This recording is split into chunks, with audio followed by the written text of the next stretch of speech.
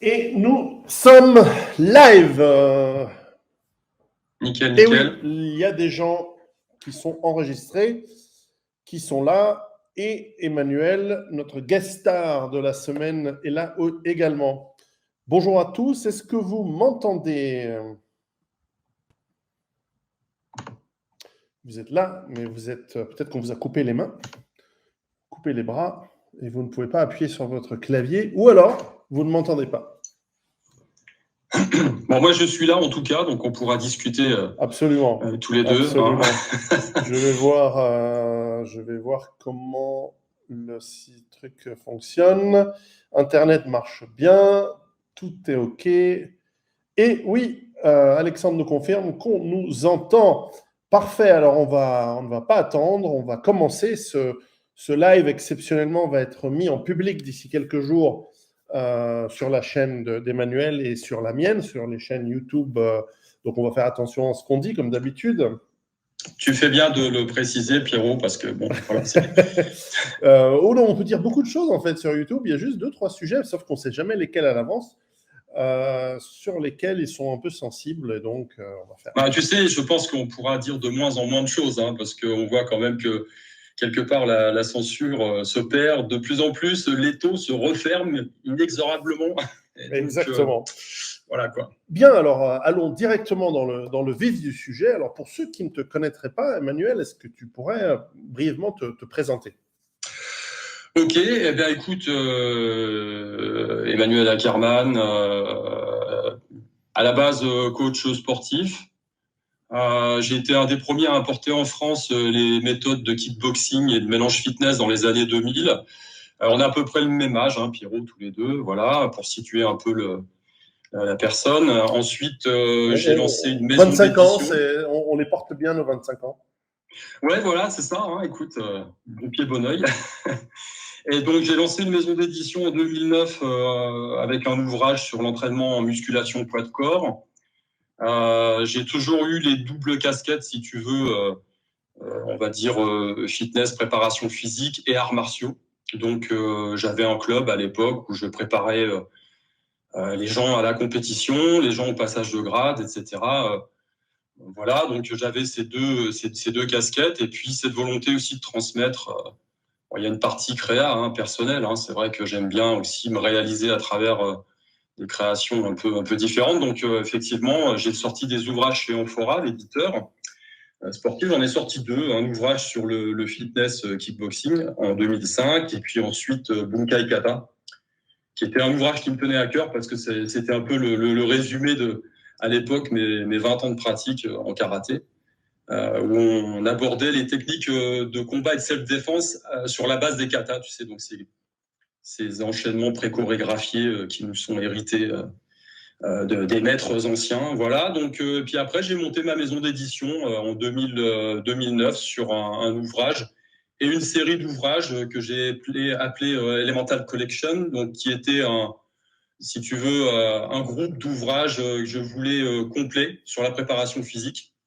Donc, j'ai commencé sur l'entraînement au poids de corps. J'ai continué avec l'entraînement en puissance et l'utilisation de kettlebell. J'ai sorti le premier ouvrage en français qui présentait l'entraînement avec kettlebell dans les années 2010. Et puis en 2011, je crois, 2010-2011, j'ai sorti Cardio Force, qui était une version, si tu veux, bon, ça a surfé un peu sur la vague du CrossFit, mais c'était pas exclusivement ça, hein, parce que bon, il y a le côté hype, mais il y a à la base des outils de préparation physique. Donc, Cardio Force, c'était un peu ça aussi, travail en intervalle training à haute intensité. Et puis, entre-temps, il y a la vie qui passe là-dessus. Si tu veux, j'avais prévu de sortir un quatrième ouvrage qui était centré un peu plus sur le travail interne, sur le travail si tu veux, une forme de yoga, mais occidentalisé, parce que j'aime beaucoup tout ce qui est étirement, travail interne, etc. Et puis, j'ai développé l'ouvrage avec une approche sur la psychologie, sur plein de choses. Et c'est devenu Sanchin, que tu connais bien, puisqu'on s'est rencontrés sur la base de cet ouvrage. Je te l'avais offert quand on s'est vu la première fois. Et donc, c'est plus vraiment un ouvrage de développement personnel, j'ai envie de dire, au sens large. Alors bon, c'est vrai que le développement personnel, on en entend parler un peu à toutes les sauces. C'est un peu comme la spiritualité. J'aime peut-être pas trop ces mots-là. Bon, ça permet de cadrer un peu le sujet, mais à la base, Si tu veux, ma voix, c'est plus celle de la souffrance, j'ai envie de te dire, parce qu'elle est à l'image de la vie. Hein, on passe tous par des caps un peu difficiles et finalement, il y a comme ça, lorsqu'on se fait botter le cul, on progresse tout simplement.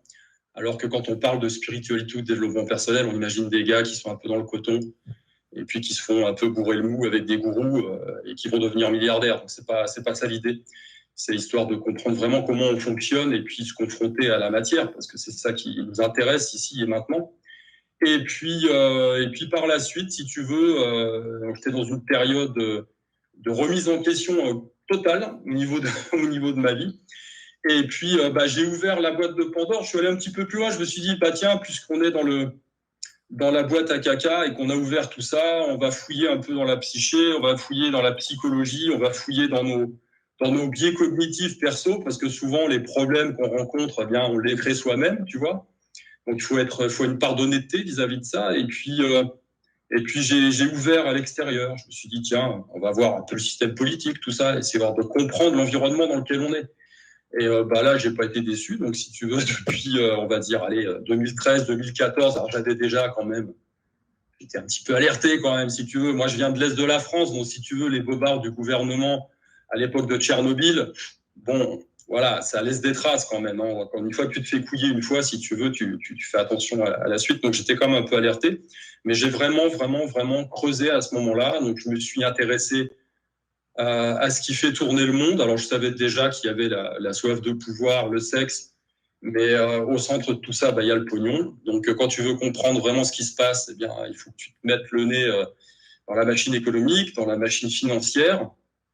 Voilà. Et puis, si tu veux, c'est vrai qu'on a eu la chance quand même d'être à une époque où on a eu relativement l'opportunité d'avoir pas mal de liberté avec Internet. Donc, on a eu beaucoup de discours qui sont sortis. Alors, il y a du bon et du mauvais, bien sûr, hein, mais quand tu as une méthode de travail intelligente, ça te permet quand même d'avoir accès à des cerveaux qui sont bien faits, à des gens qui ont une vision alternative de la vie, qui vont te proposer d'autres voies.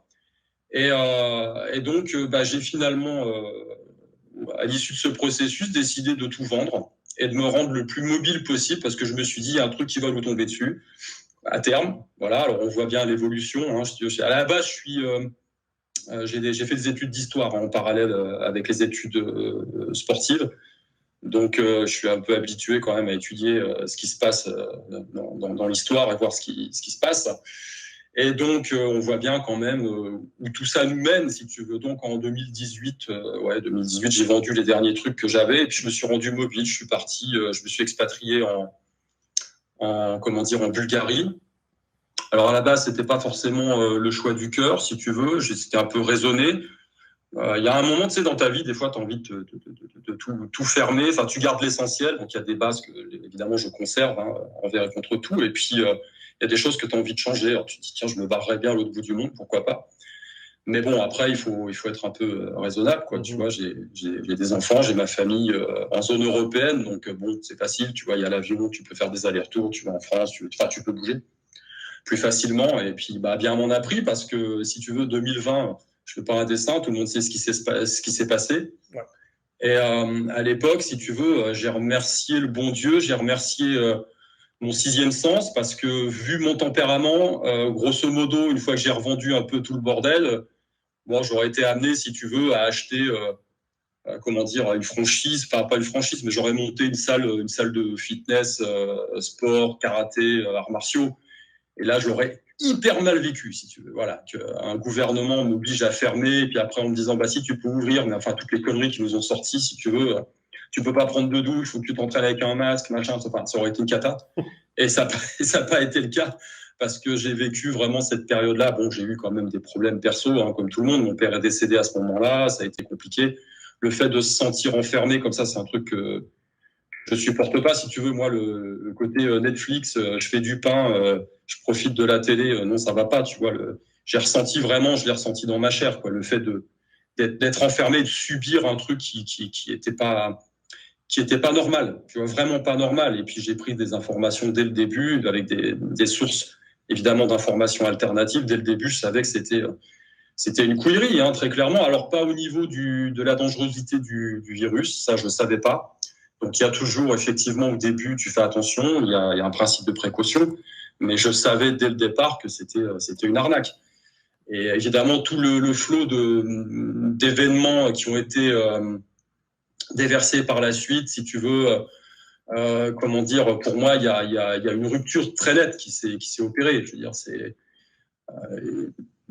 par exemple, si tu veux, en tant qu'étudiant en histoire, je m'étais toujours posé la question de savoir comment un peuple comme le peuple allemand, à un moment donné, aurait pu se laisser embobiner par Hitler et le nazisme, etc. Voilà. Après, les choses maintenant, évidemment, sont beaucoup plus subtiles que tout ça, mais quand même, à la base, tu te dis, bon, il y a quand même un peuple, ils ont fait des trucs, machin. Bah, aujourd'hui, je sais. Voilà, je sais. C'est très facile d'emmener une population avec la peur, la manipulation, avec des manipulations en plus très, très basiques. Au final, tu lui fais faire n'importe quoi. Et on a tous notre point de rupture. Tu as des gens qui, effectivement, tu vois des petites nanas qui ont l'air de rien, qui vont rester positionnées, campées sur leurs deux pattes, qui vont risquer leur carrière, qui vont risquer qui vont risquer leur vie établie en général, avec un remboursement de maison, etc. Mais ils vont rester debout, ils vont dire non, puis t'en as qui vont se coucher très vite parce que ils peuvent pas aller manger une entrecôte en terrasse, quoi, tu vois. Et donc on a des surprises. Et ça rejoint un peu ce que je crois d'un point de vue spirituel, c'est qu'on est ici pour se confronter à des choses difficiles et que c'est qu'en les surmontant que déjà on apprend à se connaître soi et qu'on grandit, voilà, tout simplement. Mais bon, ça a été une période quand même pas évidente et je pense que c'est la porte d'entrée de la suite parce que évidemment ça va continuer et on est d'accord là-dessus, je pense, ça s'accélère. Donc voilà, il faut se tenir prêt, quoi, avec différents outils dans différents domaines en fonction de sa personnalité, de ses possibilités. Mais bon, il faut avoir les yeux bien ouverts, quoi. Mmh. Voilà un petit peu pour résumer, on va dire. Alors, tu as une chaîne YouTube qui ajoute à ce que tu as décrit. Tes livres sont excellents. Je les ai presque tous. Je les ai lus, je les pratique quand j'ai du temps. Tu as également, justement, on va en parler. En fait, avant de parler de ton dernier livre, justement, tu as également des formations en ligne. Tout à fait.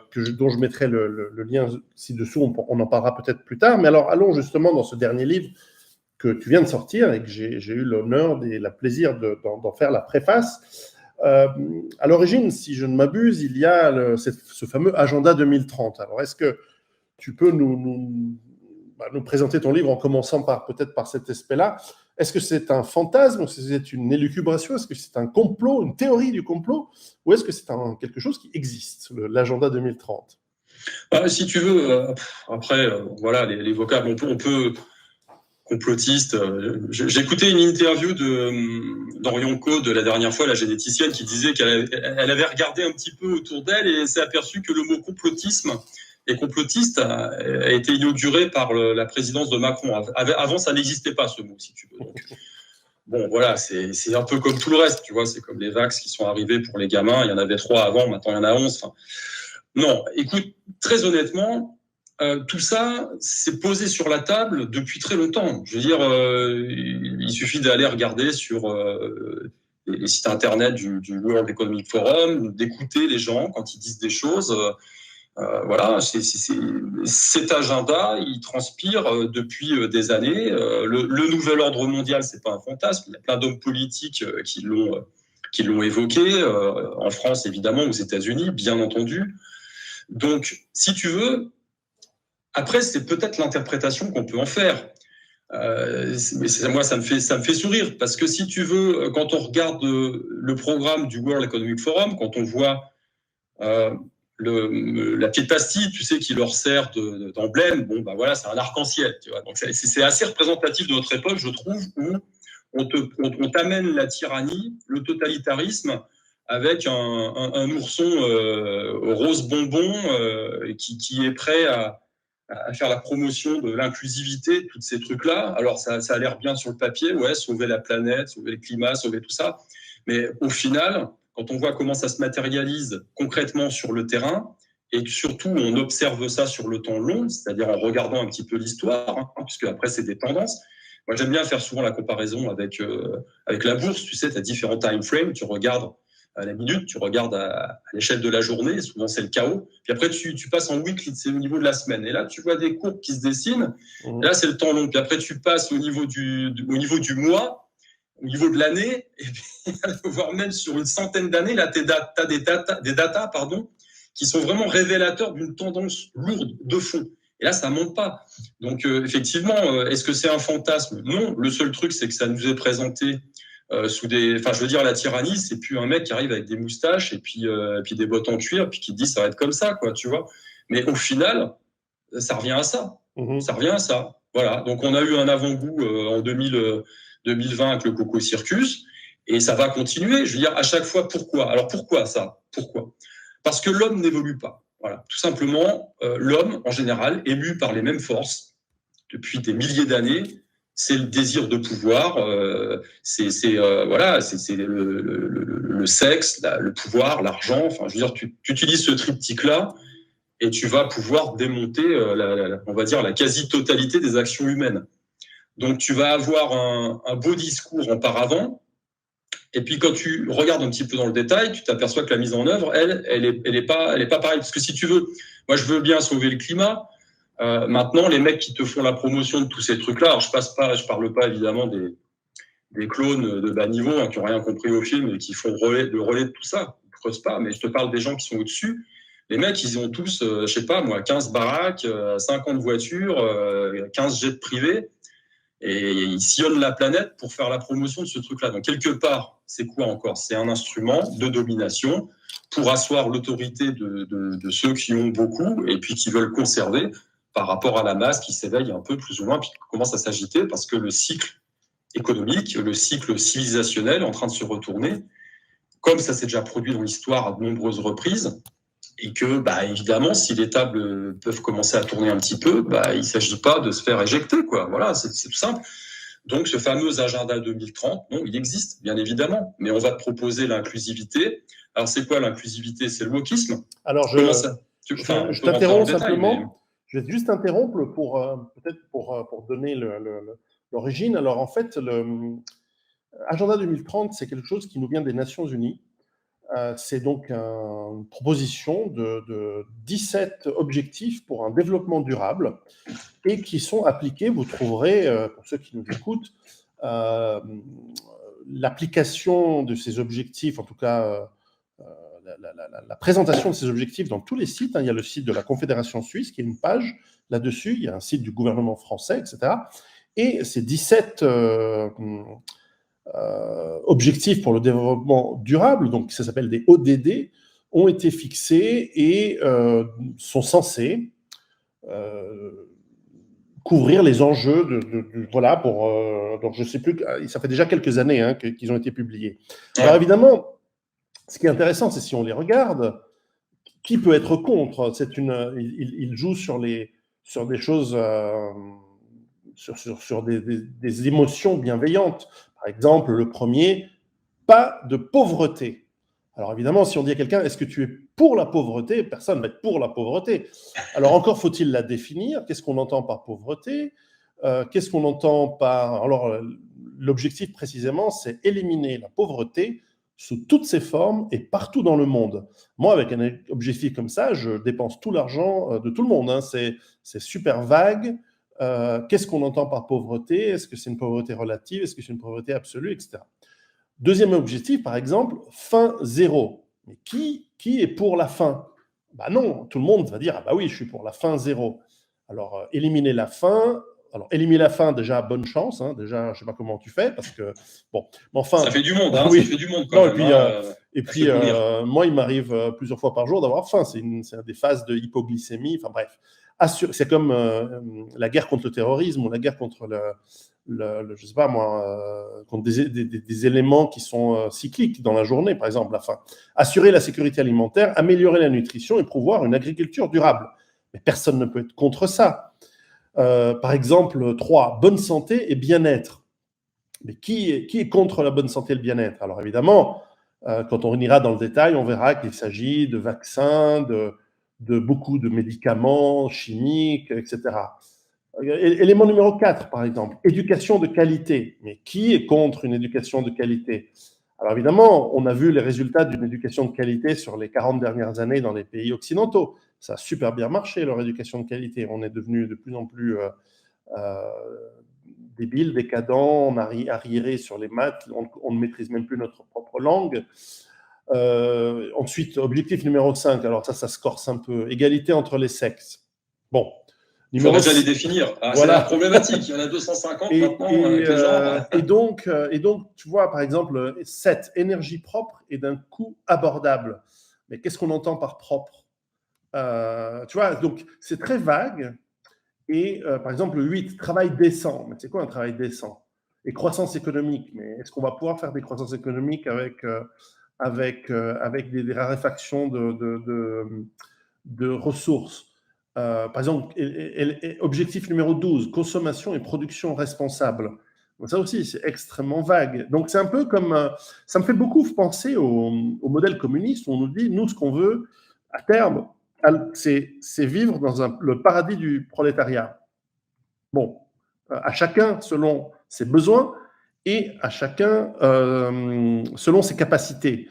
Oui, mais ça ne veut rien dire parce que qui décide? Donc à la fin, cet agenda 2030 qui nous vient des États-Unis, il se décante et il ruisselle dans les différents pays, puisque ça a le tampon des Nations Unies, ça a un tampon à la fois d'une autorité morale et une autorité physique, puisque tout État dit « Ah, mais on est bien obligé de faire ça, puisque ce sont les Nations Unies.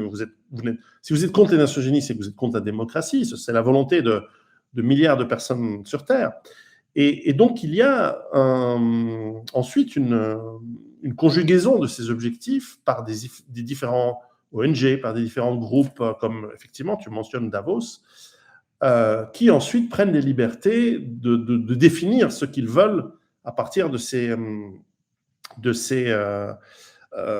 objectifs. Alors, on peut ensuite... Moi, je les conteste, les 17 objectifs.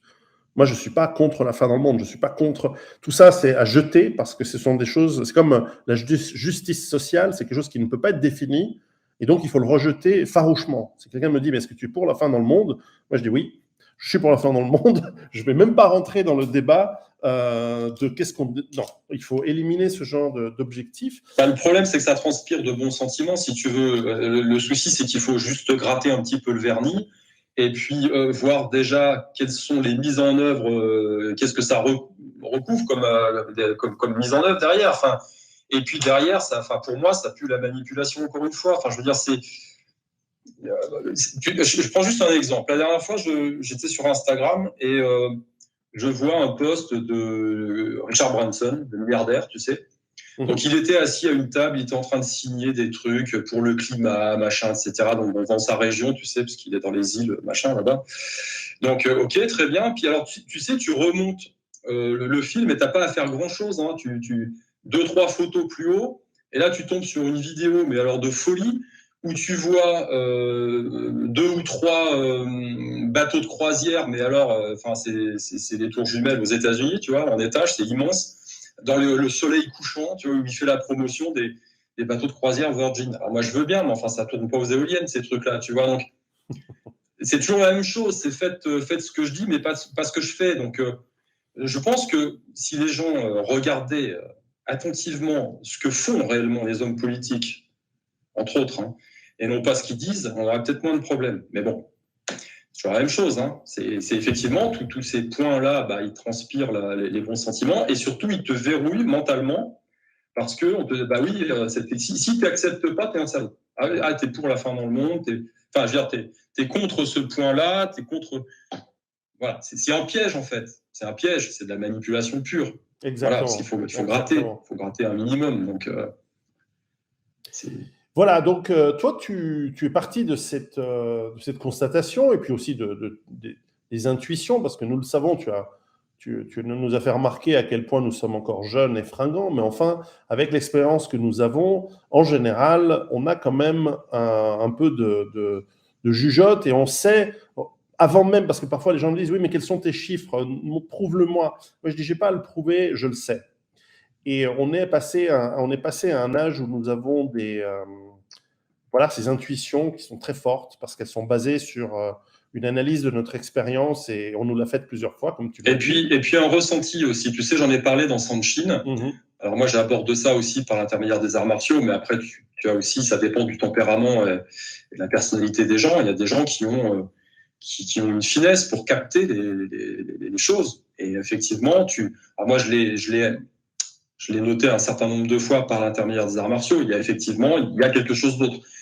Et dans ce domaine-là, quand tu fais fi de tes biais psychologiques, quand tu fais fi notamment de ton confort et de ton mental qui te dit mais non, reste au chaud, ça va bien se passer, et que tu fais confiance à tes tripes, tu as le courage de faire confiance à tes tripes, bah, tu te rends compte que il fallait parce que on nous codé depuis, je pense que c'est depuis l'origine de l'humanité.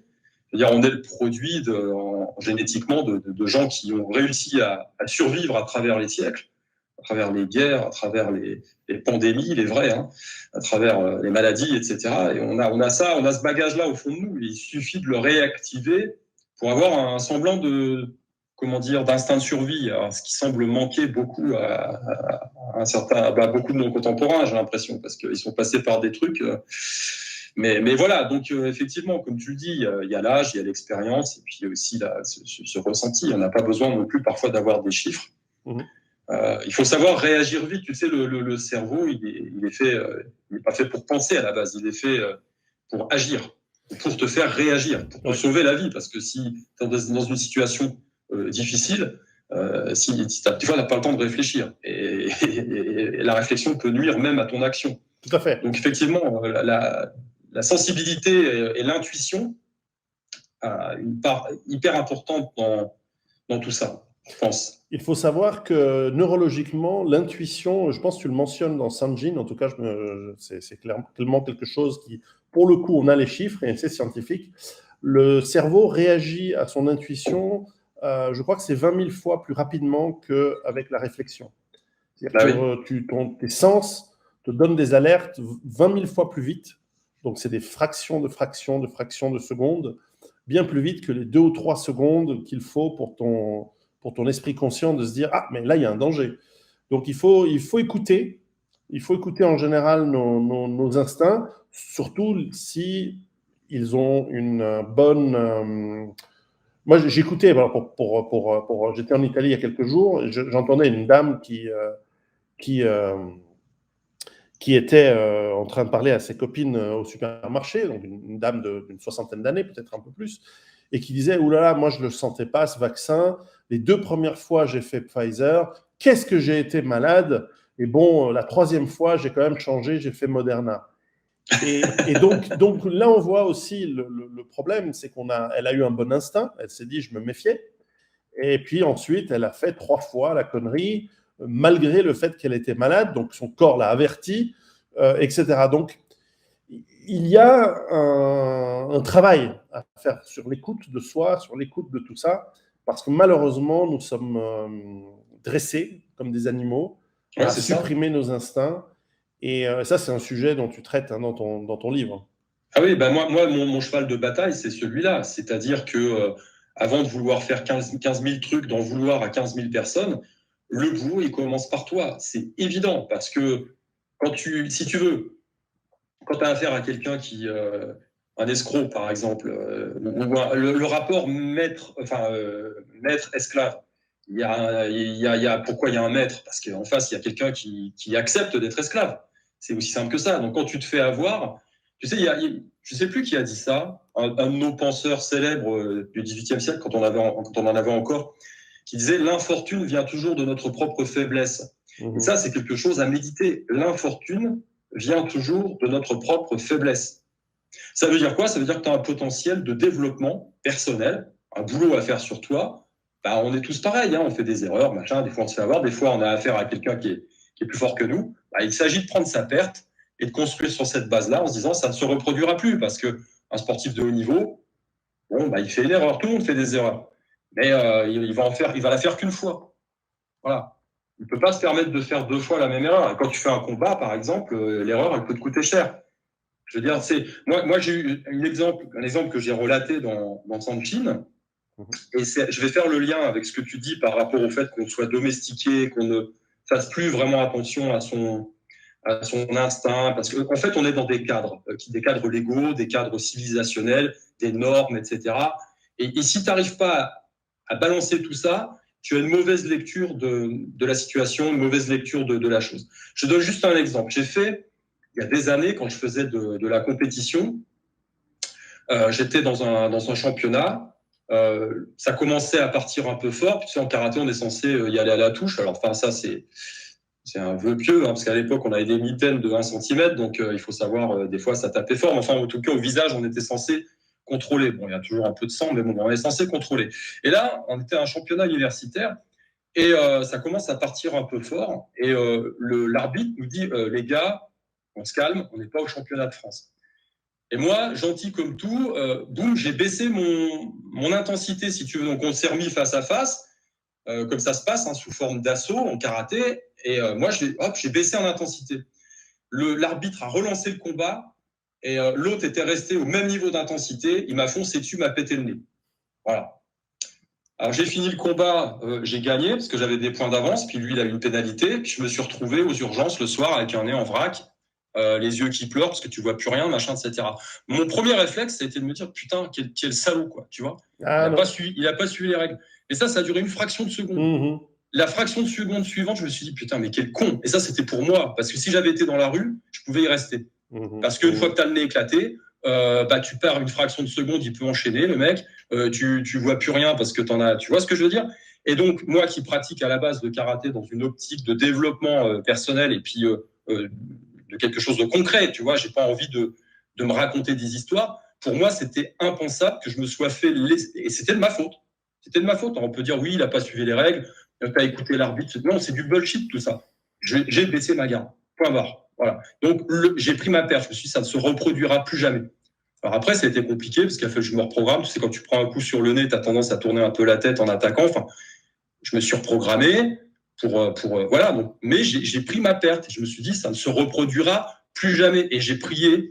Enfin, j'ai remercié le ciel en me disant, ouais, heureusement que c'était là, sur une aire de compétition, on était entre nous, avec un arbitre qui dit stop et tout, tu vois. Voilà, que je me sois pas fait avoir dans la rue. Je sais pas, moi, tu te promènes, t'es avec ta nana, puis ta nana dit, ah non, tu sais, elle veut éviter le combat. Tu baisses ton intensité, puis là, ça peut être fatal.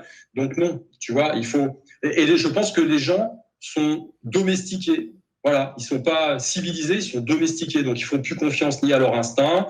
Ils croient à la légalité, ils croient à toutes ces conneries-là, et puis après, ils pleurent, tu vois. C'est-à-dire, ils comprennent pas, tu vois. On les retrouve dans la rue à faire des manifs, machin, etc. Alors qu'ils reproduisent un cycle perpétuel parce qu'ils font confiance à un système, un machin, alors qu'ils devraient plus se rattacher à des choses naturelles et faire le distinguo entre les deux. Tu vois, il faut réfléchir à ça en se disant, oui, ok, c'est pas légal, mais ça peut me sauver la vie. Enfin, tu vois, il faut pas prendre des vessies pour des lanternes. Voilà, c'est ce que je veux dire par rapport à ça. Tu sais, les forces armées ont toutes des slogans. Et le slogan, enfin le motto de l'armée, de l'infanterie suisse, je crois que c'est le même dans les forces armées israéliennes, mais ça, il faudrait confirmer. Mais c'est le suivant, toujours tricher, toujours gagner. Et en fait, voilà, c'est qu'en amour et en guerre, il n'y a pas de règle. L'objectif, c'est ce qui compte. Alors, je sais qu'il y a des gens qui sont là pour la chevalerie, l'honneur, etc. Certes, ça a sa place, mais à condition qu'on gagne. Et voilà. Maintenant, c'est ta vie qui est en jeu. Tu as effectivement un devoir de te défendre, de défendre les tiens. Et justement, comment se défendre face à ces agendas 2030 qui sont aujourd'hui de manière flagrante pour ceux qui ont un minimum d'écoute de leurs instincts et de leur intuition, qui sont des manières hypocrites pour en réalité nous imposer une dictature qui dans l'histoire, les dictatures ne durent jamais, mais en tout cas, qui risque d'être assez difficile dans ces premiers temps et dont on commence à ressentir les prémices et dont le cinéma et la littérature, mais le cinéma nous a beaucoup alerté à ça. Le cinéma nous a montré énormément de potentielles dictatures technologiques depuis une trentaine d'années, quarantaine d'années. Bah, on y va tout droit. De toute façon, on a bien vu, si tu veux, pendant le Coco Circus, on a eu l'impression qu'ils avaient relu 1984, quoi. Tu vois, l'histoire des 100 km autour de la zone, enfin, toutes ces conneries-là. La surveillance de masse, etc., etc. Donc, oui, effectivement, je pense qu'on est à la croisée entre 1984, Le meilleur des mondes, Matrix. Bientôt Soleil Vert. Bientôt Soleil Vert, effectivement. Ça commence par les insectes et puis ça continuera par Papy Mamie. Ah, c'est sûr. Ouais, non, mais c'est sûr, ça sent pas Absolument. bon. Mais... Voilà. Après, comment se défendre face à ça? Et je veux dire, il faut, encore une fois, faut être. Moi, si tu veux, alors tu parlais de la chevalerie tout à l'heure. Moi, je suis favorable à ces notions de chevalerie, justement. Je suis favorable. La seule chose que je dis, c'est qu'il ne faut pas se tromper. Je veux dire, quand tu es dans un combat rituel, tu n'es pas là pour arracher la carotide du mec avec tes dents. Parce que c'est un combat ritualisé. Quand tu es dans un combat de survie, de toute façon, normalement, tu n'as même pas à réfléchir. Tu fais parler l'animal qui est en toi et tu dois être capable de faire tout ce qui t'est possible pour te sortir de la situation. Ce qui ne te dispense pas, effectivement, d'avoir un esprit chevaleresque et de cultiver ce qui fait la beauté de notre civilisation occidentale, tu vois, à la base. Maintenant, ça, c'est important parce que ça permet de se rattacher aussi à la spiritualité. Et c'est pas une spiritualité de bazar, c'est une forme d'ancrage. Si les gens étaient un peu plus spirituels, il y a des choses qu'ils feraient pas. Si tu veux, en Bulgarie, qui est un pays qui est, on va dire, en retard, hein, dans le bon sens du terme par rapport à l'Europe de l'Ouest, l'enfant est sacré. Et ben, j'ai l'impression, moi, quand je vois ce qui s'est passé en Europe de l'Ouest, que ce côté sacralisé de l'enfant, il disparaît de plus en plus. Et avoir un bon ancrage spirituel comme ça empêche de faire des conneries. Ça empêche de se laisser bourrer le mou par des gens qui ne nous veulent pas forcément du bien. Donc, ce qui est important, c'est de savoir ce que l'on fait et de savoir, effectivement, de mesurer les enjeux de tout ça. Si les gens étaient un peu plus éveillés, cet agenda ne pourrait pas se déployer parce que, si tu veux, toutes les personnes qui sont en poste aujourd'hui font la promotion de ce truc-là. Donc, depuis des dizaines d'années, on ne se serait pas fait manipuler comme ça et on aurait limité la casse. C'est pas le cas. Donc aujourd'hui, effectivement, il faut être lucide. Hein. Ils ont une emprise qui est énorme. Maintenant, moi, je crois beaucoup à la loi des cycles. Je crois effectivement qu'il y a toujours quelque chose qui concourt à rééquilibrer les forces. Hein. C'est comme ça. Maintenant, à titre individuel, effectivement, il faut un putain d'ancrage parce que tu peux pas te dire toutes les solutions que tu vas mettre en place de toute façon seront imparfaites à partir du moment où toi-même tu n'es pas ancré, c'est-à-dire tu n'as pas une forte spiritualité. Il y aura des notions qui ont trait à la vie, à la mort, pourquoi tu es là, ce que tu es prêt à laisser faire, est-ce que tu n'es pas prêt à lâcher, les choses qui sont sacrées pour toi et pour lesquelles tu es prêt éventuellement à mourir. Il faut réfléchir à tout ça, parce que c'est pas quand tu es dans la situation et que ça commence à puer que tu peux faire quelque chose. Donc tout ça, alors on peut appeler ça de la spiritualité, de la philosophie, tout ce que tu veux, mais c'est ce qui fait cruellement défaut aux gens aujourd'hui. Et sur cette base-là, c'est-à-dire sur un physique, parce que voilà, il faut aussi tenir la route, donc sur un physique, et c'est bon aussi pour la tête, sur un physique qui tient le pavé, sur un ancrage spirituel, moral et psychologique qui tient la route, du moins on l'espère, hein, voilà, mais il faut être préparé à ça. Sur cette base-là seulement, tu peux mettre en place une stratégie qui de toute façon te fera du bien parce que tu seras dans l'action plutôt que d'être passif et subir le truc. Et tu peux effectivement, en plus avec l'intuition, t'ouvrir des portes pour t'en sortir, mais tout en ayant conscience que tu peux aussi te planter et que quelque part, ce qui compte, c'est l'attitude. Voilà. C'est comme dans ce vieux western dont j'ai oublié le titre, le mec te dit en avant, calmez droit jusqu'au bout. Voilà. Il sait qu'il va y passer, qu'il y a 99% de chances qu'il y passe, mais il mourra debout. Et voilà, et je pense qu'il faut renouer avec ce capital génétique dont on dispose. Enfin, je veux dire, c'est pas si loin que ça. On a eu des ancêtres qui sont battus à Verdun, voilà, tu remontes, enfin, notre histoire, ouais, c'est les chevaliers, quoi. C'est quand même pas rien. Dans toutes les cultures, on peut s'ancrer dans des choses comme ça, dans des capitales, c'est un capital culturel qui nous est commun pour justement être positionné, soit physiquement, psychologiquement, spirituellement, et ensuite mettre en place des stratégies. Alors, elles peuvent passer par différentes choses, hein, des expatriations. Moi, j'ai décidé de me rendre mobile, voilà. Toi, tu as pris l'option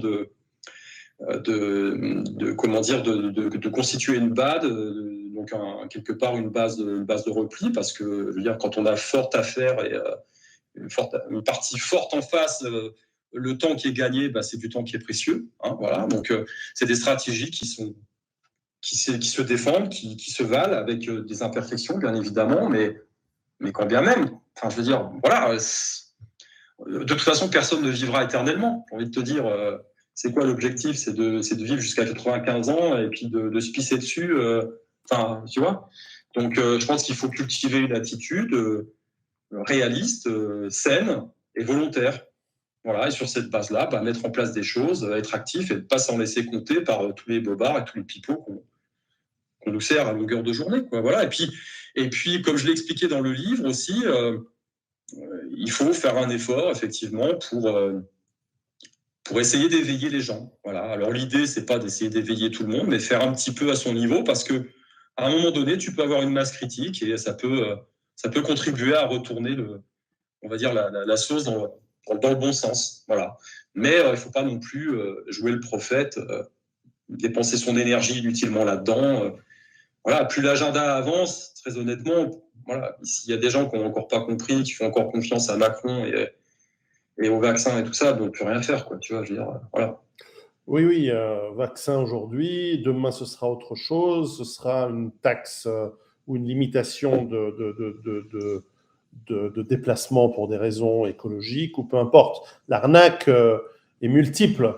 En avant, calmer droit, je crois que c'est aussi la devise d'un, en tout cas général, de Napoléon. Peut-être que dans le chat, on nous le confirmera. Je crois l'avoir entendu déjà, mais c'est tout à fait ça. Il y a un moment,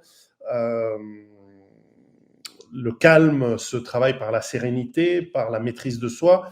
Ce que tu disais très, très justement par rapport au physique.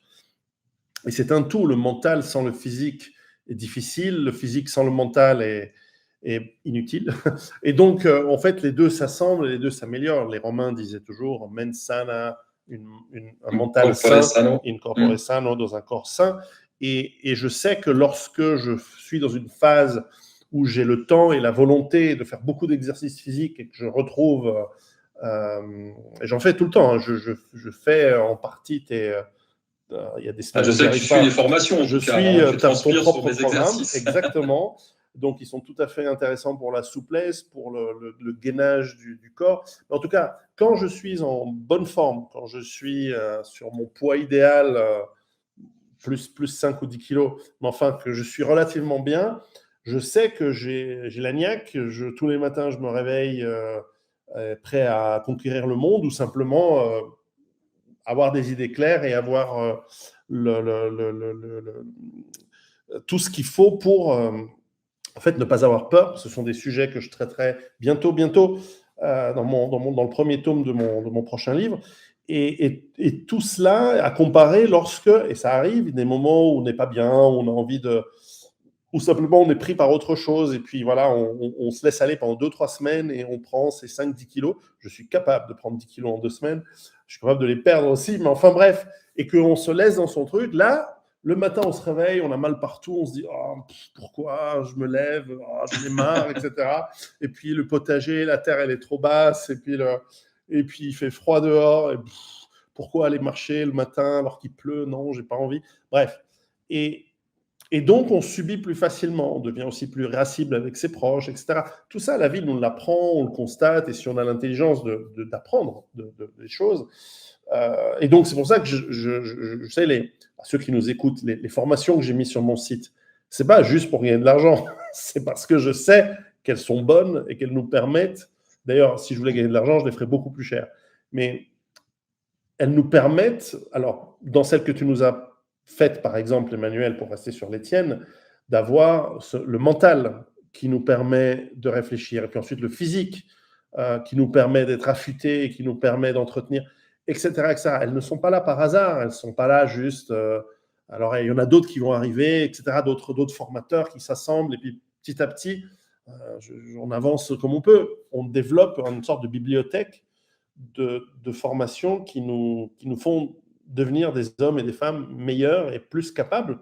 Parce que justement, quand on arrive sur le fond du problème, je poserai la question là-dessus, c'est que face à ce qu'il faut appeler des États, des super-États, peut-être des États qui vont devenir entièrement totalitaires, il y a une force physique qui est prépondérante, face à laquelle, même à plusieurs, bon, il y a toujours moyen de faire 2-3 petits trucs, mais a priori, c'est à la fois désarmant, c'est démotivant, on se dit, mais qu'est-ce qu'on peut bien faire? Et beaucoup de gens se posent la question, ou en tout cas se le posent déjà instinctivement sans peut-être se la formaliser, en se disant, oulala, on a cet état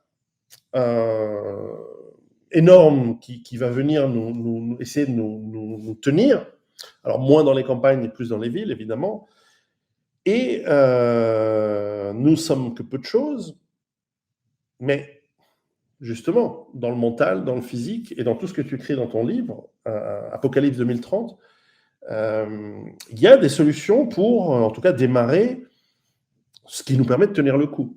Parce que, je termine, la collaboration, dans ce cas-là, ne fonctionne pas. Parce que là, si on se projette à des époques les plus sombres, les heures les plus sombres, ouais, qui étaient vachement pas sombres par rapport à d'autres, mais enfin bref, si on collaborait à l'époque, on choisissait le camp du gagnant, a priori. Sauf si vous étiez désigné pour, en gros, l'extermination. Parce qu'évidemment, celui qui... enfin, tu vois ce que je veux dire. Parfaitement, oui. Alors il y a toujours des gens qui s'acoquinent, si tu veux, qui essayent de sauver leur peau comme ça. Oui. Mais aujourd'hui, cet État, il ne veut pas du bien. Donc forcément, collaborer avec celui qui va dire, si tu collabores, tu auras droit à 2 piqûres supplémentaires gratuites. Ça va pas aider, quoi. Ouais, parce que tu vois, c'est pareil, quand on élève un peu le débat d'un point de vue spirituel, effectivement, aujourd'hui, si tu t'acoquines avec le diable, tu vas payer le prix, quoi, tu vois. Voilà, c'est tout. C'est-à-dire qu'il y a des périodes de l'histoire où, si on peut comparer ça à des vagues, peut-être que les vagues étaient moins violentes, même si on nous en a fait des montagnes par rapport à ce qui vient. Tu pouvais effectivement collaborer, sauver un peu ta peau comme ça, passer à travers les vagues du filet. Aujourd'hui, on a une époque, je pense vraiment, moi je le ressens, un tournant de l'humanité, vraiment. Voilà, parce que de par le contrôle absolu que nos États vont pouvoir développer avec la technologie, l'action qu'ils vont avoir, et qu'ils ont déjà depuis des dizaines d'années, mais qui va comment dire, aller en grandissant sur notre génétique même, sur ce qui fait l'essence de l'homme, quoi. Donc, je veux dire, comme tu dis, tu collabores, mais enfin, tu es obligé de passer par la case picouse. Ouais.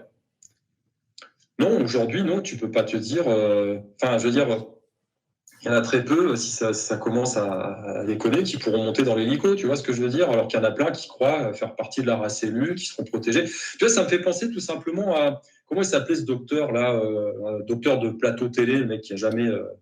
Il y en a plein, Michel Simès.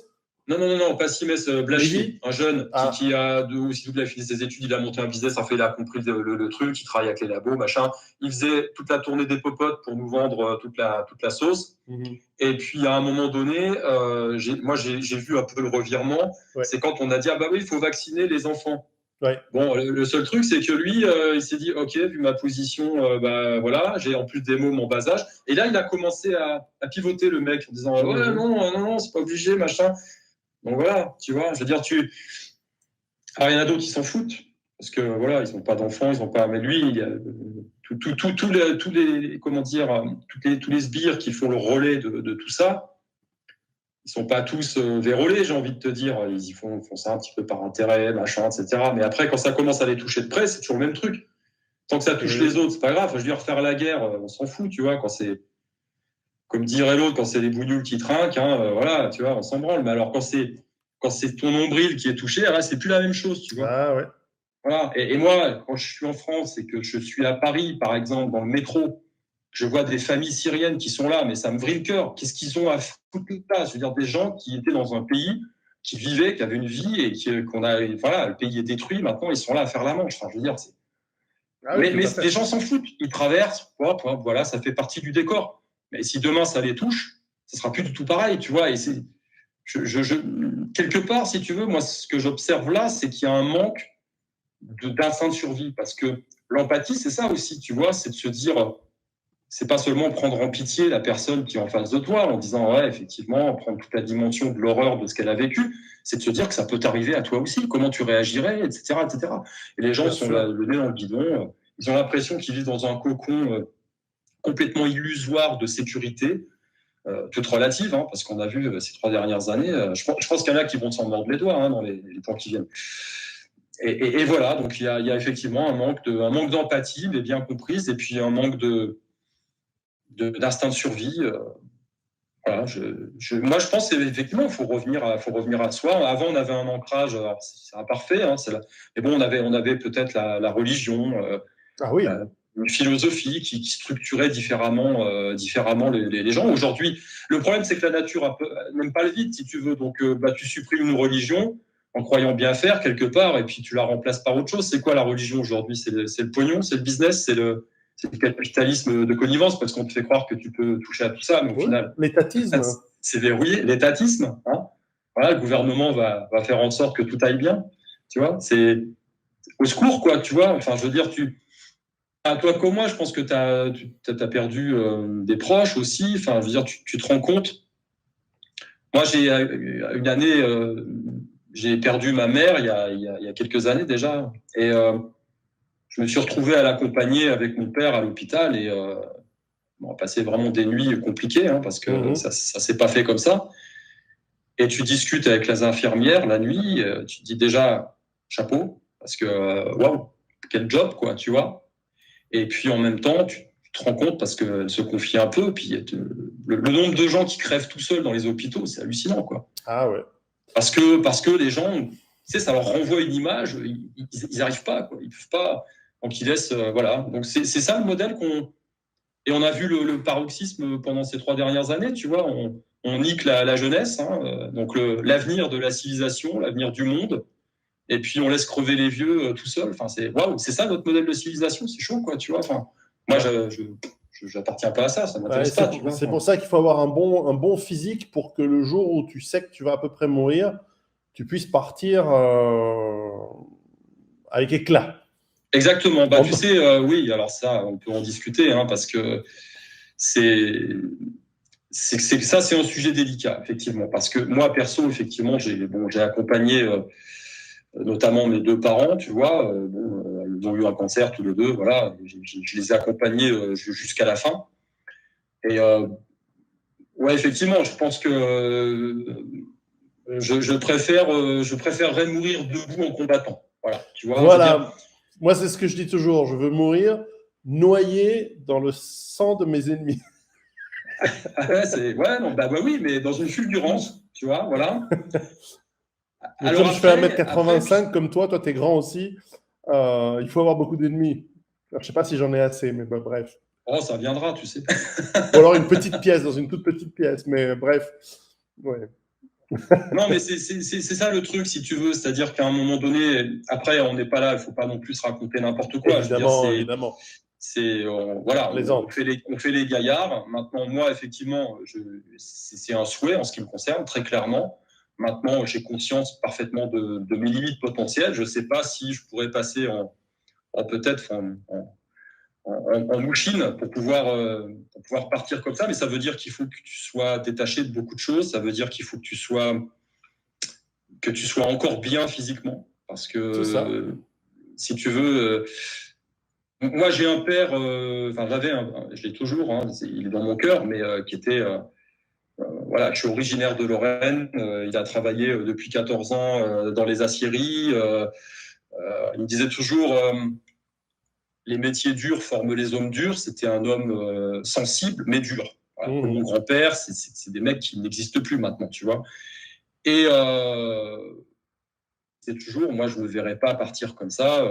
Je me mettrais un coup de fusil de chasse, quoi, tu vois. Ouais. Et ouais, mais à quel moment tu le fais? Parce que tu te décrois physiquement, tu as un regain d'énergie, tu te dis ça peut encore durer, c'est très piégeux comme truc, tu vois. C'est pas évident, c'est vraiment pas évident. Non, non, complètement.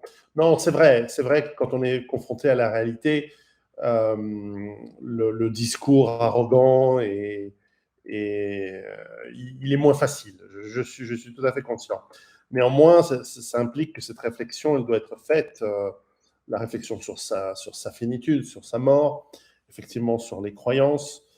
Mais là aussi, il y a quelque chose de terrible parce que la religion, qu'on soit pour ou contre, qu'on soit croyant ou pas, elle est absolument aussi un élément de domestication de l'humain, et des sociétés humaines donc, parce qu'elle elle a toujours tendance à nous amener à une forme de soumission face à l'autorité, pas complètement toujours et pas totale, mais un peu quand même, puisqu'elle a un élément je pourrais donner des exemples, mais ce n'est pas le thème de la soirée, mais elle a aussi un élément de détachement qui nous amène à la pacification de la société, puisque toutes les religions nous apprennent à trouver une sorte de repos mental, une sorte de paix face à la colère qu'on peut tous avoir. Et c'est souvent un tout petit peu utilisé quand même par les puissants pour amadouer, calmer la populace, quoi. Bah, ça a été complètement utilisé, tu veux dire. Oui, mais enfin, il y a aussi un aspect de sagesse, parce que la colère amène souvent à faire des conneries. Donc, il y a du bon dans cet aspect de calme. Mais il y a aussi, alors par exemple, je sais pas, dans le monde chrétien, on nous demande souvent de tendre l'autre joue.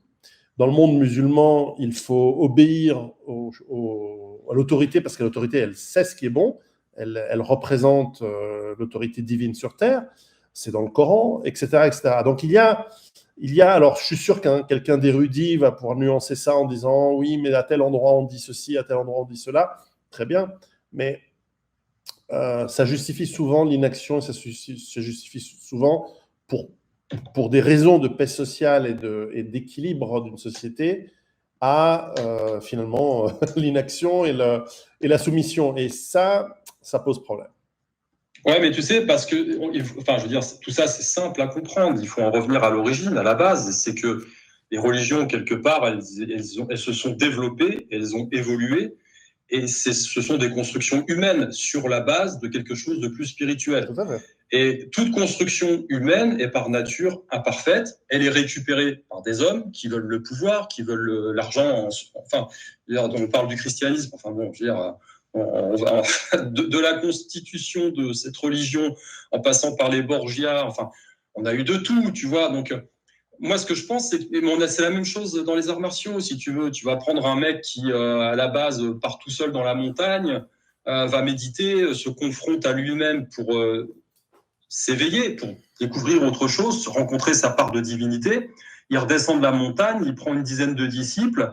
Les mecs sont dans le truc, et puis après, il y en a qui dévient petit à petit, puis 200 ans plus tard, tu as une organisation administrative avec une hiérarchie, et puis on te dit, bah non, il faut un intermédiaire pour arriver avec 15 000 échelons au plus haut degré des connaissances de mes couilles, j'allais te dire, et puis tu as perdu l'essence. Tu as perdu l'essence. Donc voilà, à mon sens, je respecte les croyances de chacun, mais je pense que tu pars de la secte des Esséniens au début de l'origine du christianisme.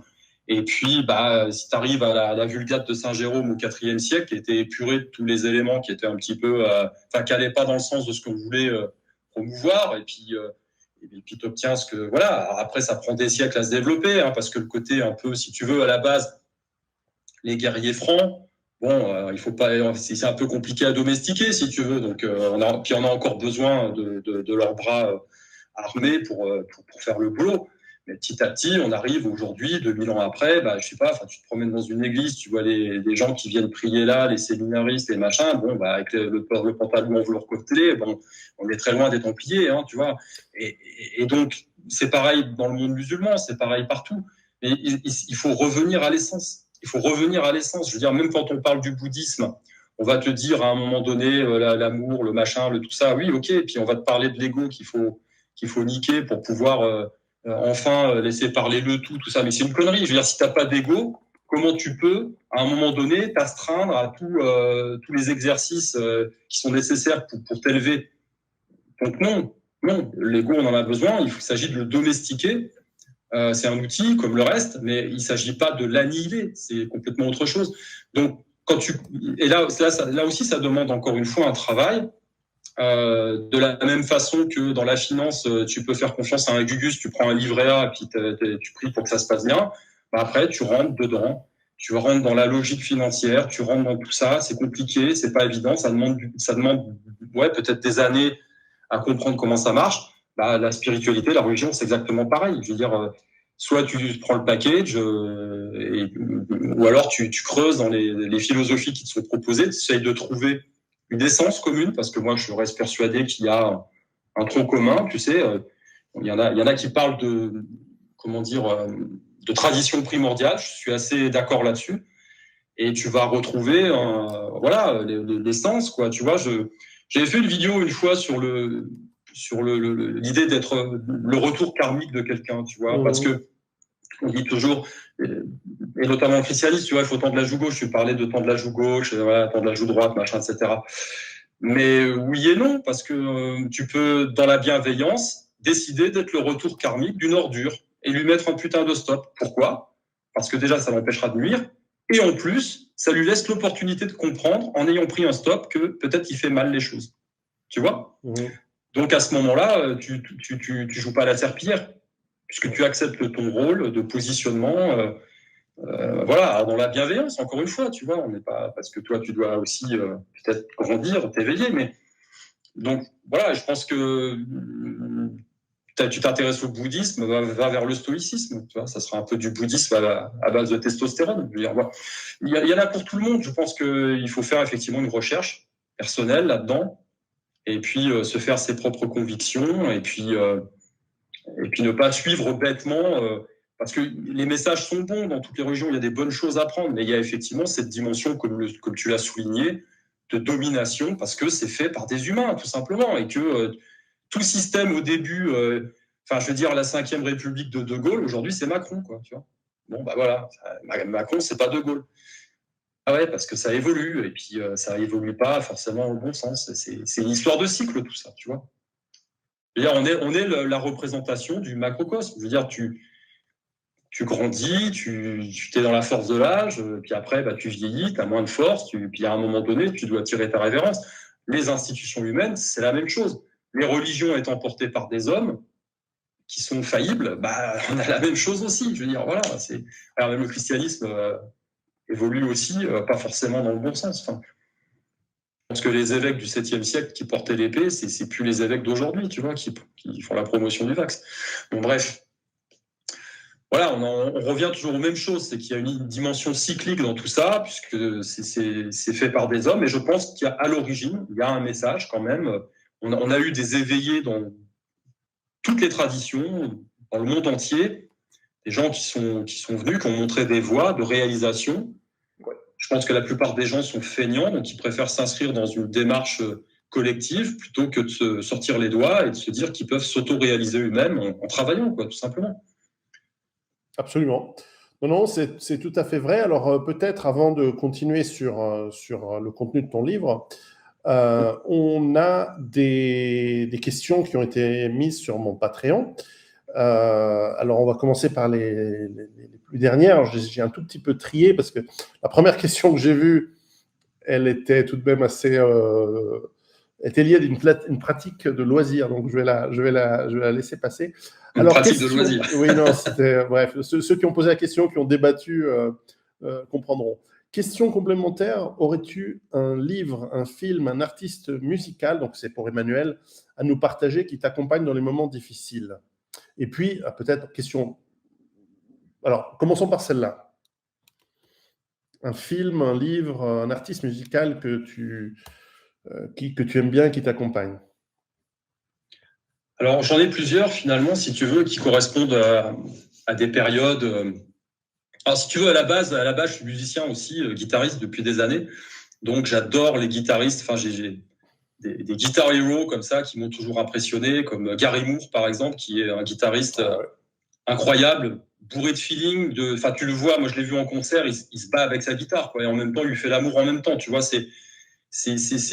pour moi, c'est des forces brutes, quoi. C'est faire corps avec l'instrument, lui faire sortir des notes comme ça. Enfin bref, voilà. Il y en a d'autres, hein, mais j'apprécie d'autres. Voilà. Je sais pas. Je pense à Jeff Buckley, le fameux Alléluia, qui m'a accompagné sur le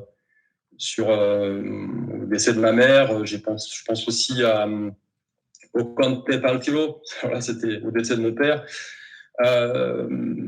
Après, si tu veux, moi, j'aime beaucoup tout ce qui est blues rock.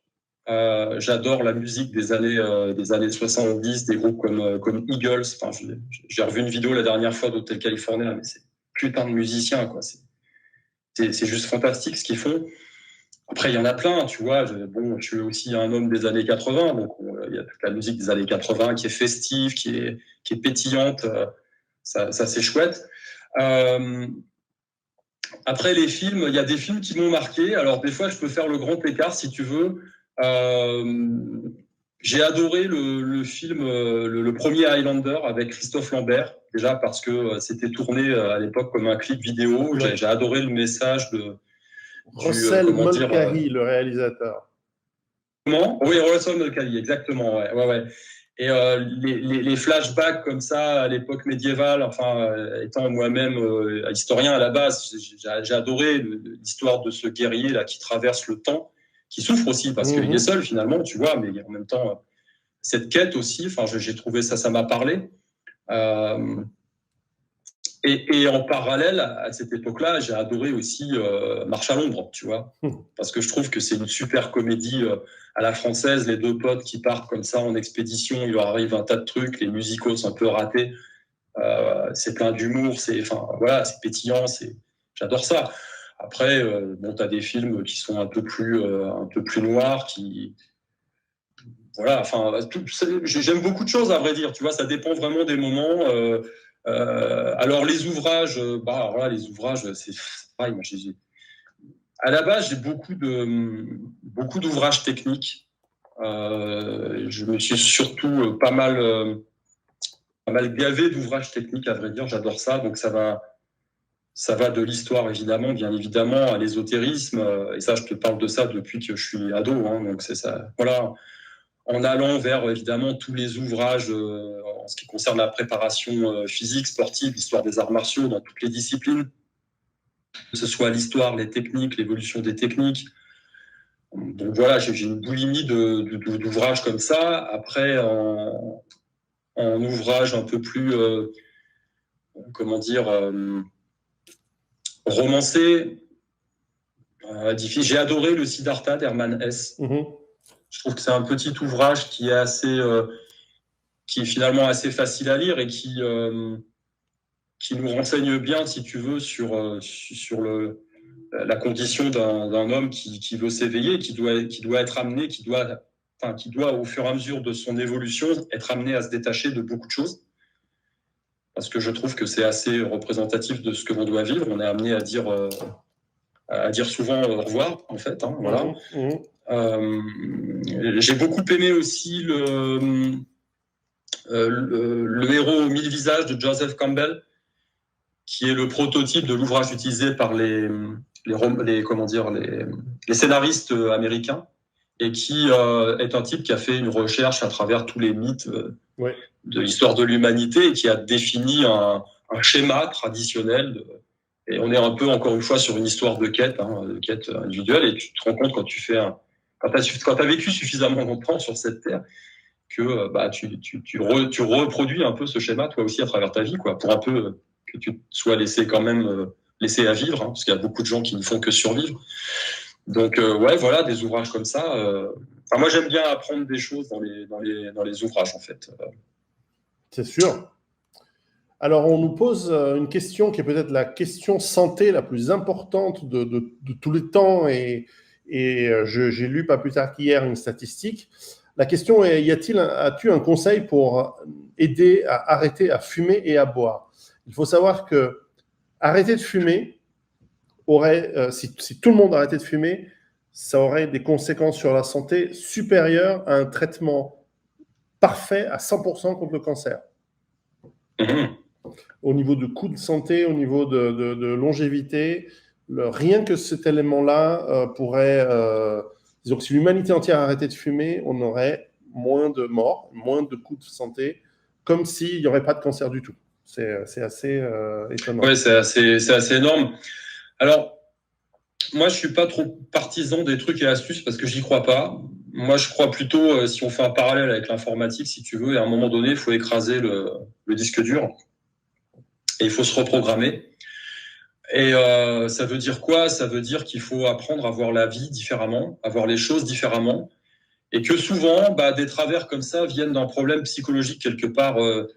Bon, quand on regarde des gens qui fument, très souvent, on se rend compte qu'il y a 3 ou 4 cigarettes qui correspondent à un besoin physiologique parce qu'ils sont comment dire, ils sont happés. Hein, mais le reste, c'est du comportemental. Donc, tu peux te reprogrammer. Comme moi, je l'ai fait avec mon histoire de nez cassé. Il faut avoir conscience. Il y a un moment donné, il faut se rebeller en se disant, tu te mets en colère, quoi. Tu te dis, est-ce que c'est ce putain de clope là qui me contrôle ou est-ce que c'est moi qui ai le pouvoir, tu vois? Et puis après, tu mets en place un cercle vertueux pour pouvoir te détacher de ça. Si tu as besoin de calme, tu t'en trouves une autre. Hein, je sais pas. Dans un premier temps, le sport, c'est une bonne chose parce que ça te permet de changer de béquille. Hein. Alors même le sport, à un moment donné, il faut faire attention, tu vois, parce que ça peut être aussi une béquille psychologique. Il y a des gens qui font 20 heures de sport par semaine parce que c'est des frustrés sexuellement. Enfin, je veux dire, je rigole, mais c'est un peu ça, tu vois. Il faut faire attention à pas tomber dans le côté inverse. Et l'inverse, il y a l'inverse aussi. Ouais, voilà. Mais il y a un truc, il faut, je sais pas, par rapport à la cigarette, si tu veux, il y a peut-être un aspect qu'il faudrait explorer dans le sens où est-ce que tirer sur une clope, enfin moi je sais pas, jamais fumé, tu vois, ça m'a jamais attiré. En plus, comme je l'ai déjà dit à une époque, notamment quand je faisais de la compétition, je faisais de l'asthme à l'effort, donc quand tu as la sensation d'étouffer, si tu veux, la dernière chose que tu as envie de faire, c'est d'avaler de la fumée, tu vois, c'est pas un truc. Mais je me demande s'il n'y a pas une dimension psychologique liée au fait de porter un truc à sa bouche, là. Bon, il y a un truc lié à l'enfance, hein, tu vois, tu es en train de téter, ça c'est sûr, mais est-ce que c'est pas pour pouvoir prendre une bouffée d'oxygène, tout simplement? C'est-à-dire, les gens ont besoin de respirer.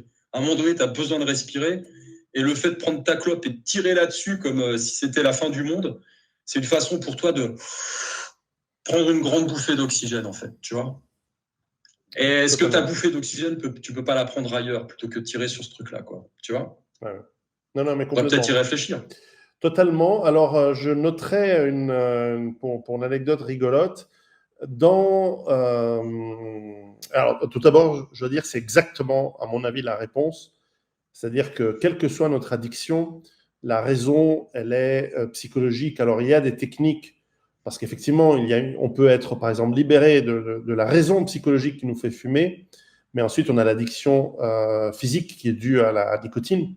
Et là, effectivement, les patchs, les machins, ça peut fonctionner dans ce sens-là. Mais si on n'a pas résolu le problème psychologique, ça sera autre chose sur lequel on va être addicté.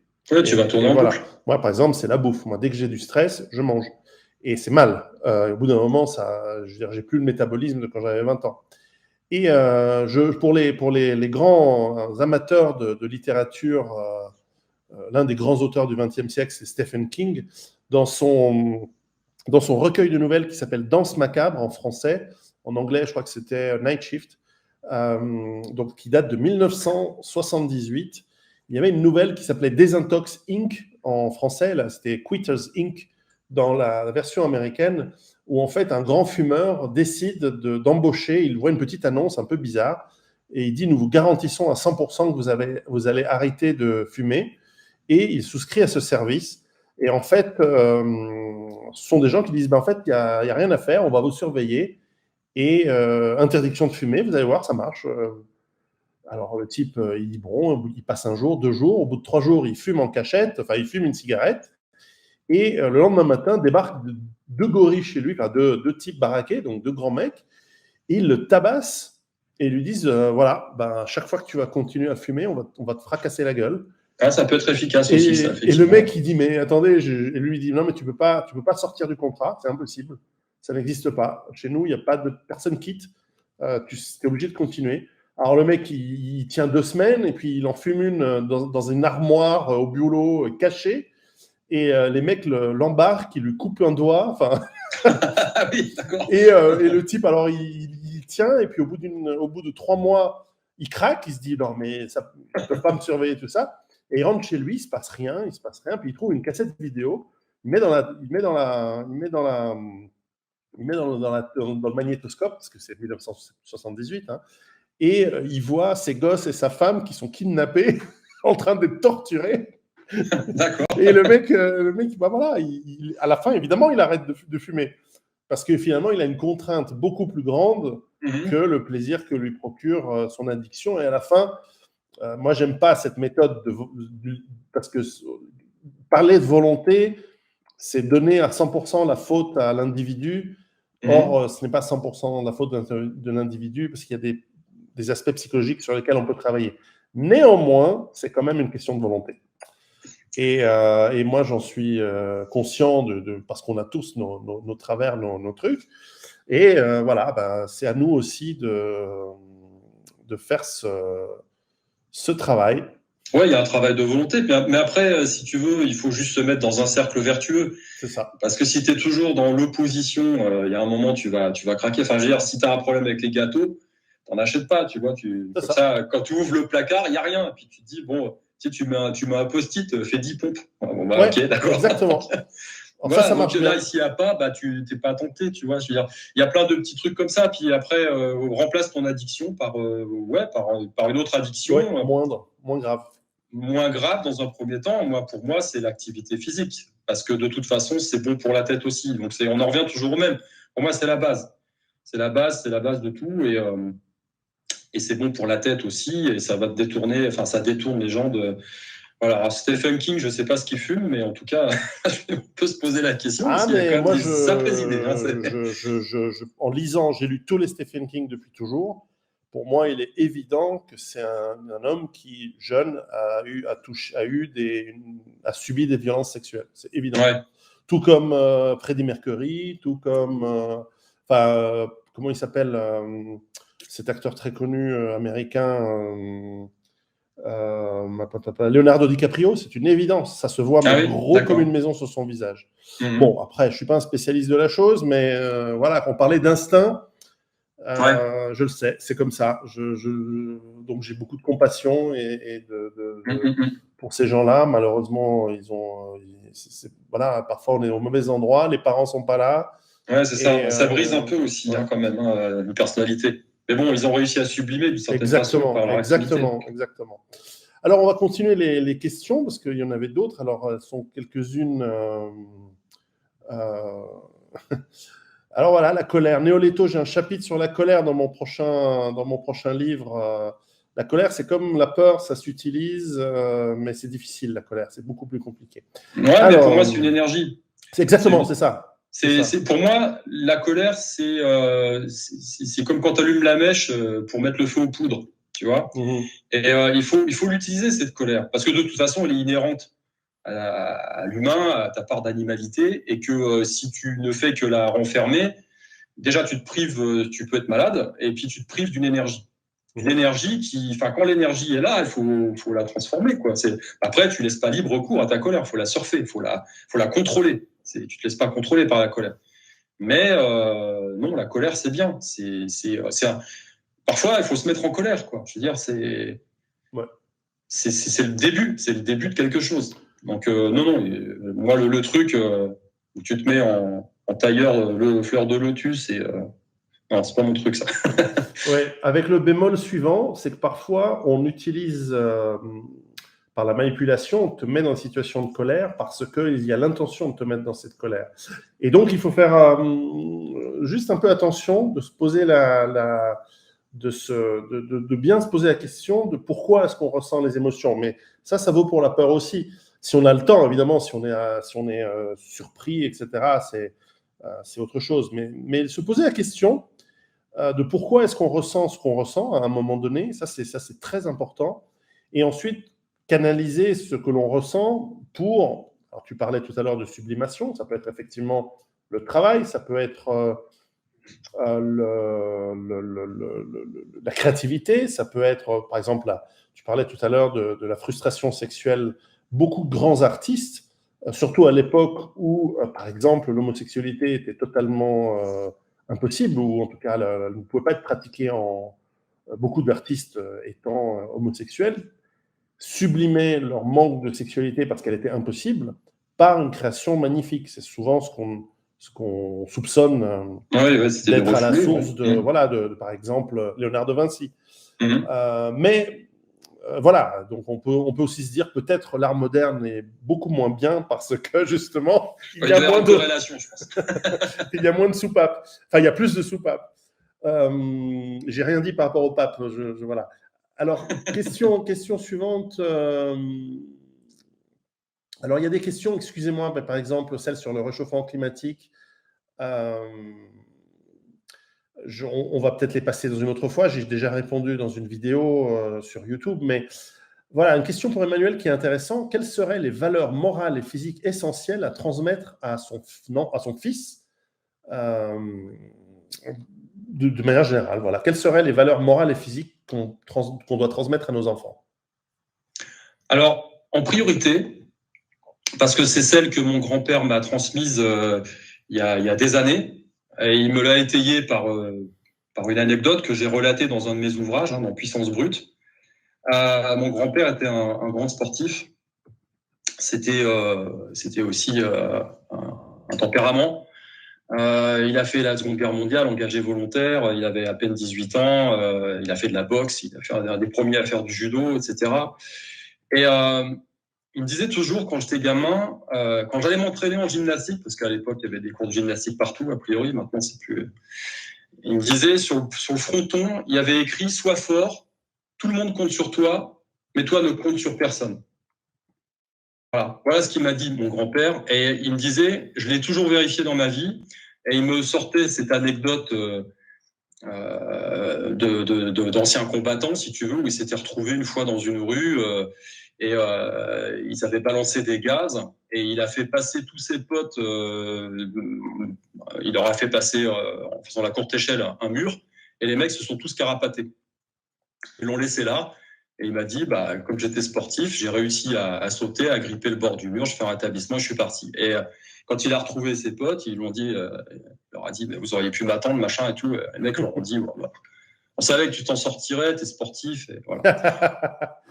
voilà le truc. Donc les mecs avaient fait dans le troc, si tu veux. Ils étaient bien contents de l'avoir trouvé pour faire le job. Et après, voilà. Donc il me disait toujours, sois fort, tout le monde compte sur toi, mais toi ne compte sur personne. Alors, ça ne veut pas dire qu'il faut être enfermé sur soi-même et puis voilà. Mais bon, quand tu pars du principe que de toute façon tu dois te démerder tout seul, quand tu as une âme charitable qui te tend la main, c'est que du bonus si tu veux, c'est que du bonheur et puis tu l'apprends avec grâce. Maintenant, si tu comptes sur tout le monde, je pense que tu es un peu mal parti, quoi. Tu vois. Donc ça, c'est la première chose. Et la force physique, la force physique, la force morale. Voilà, on doit être fort. Je veux dire, c'est pas un cliché. Dans cette vie, et depuis des millénaires, on nous demande de la force, quoi. Être faible, c'est pas une option, quoi. Tu vois. Ça, c'est la première des choses.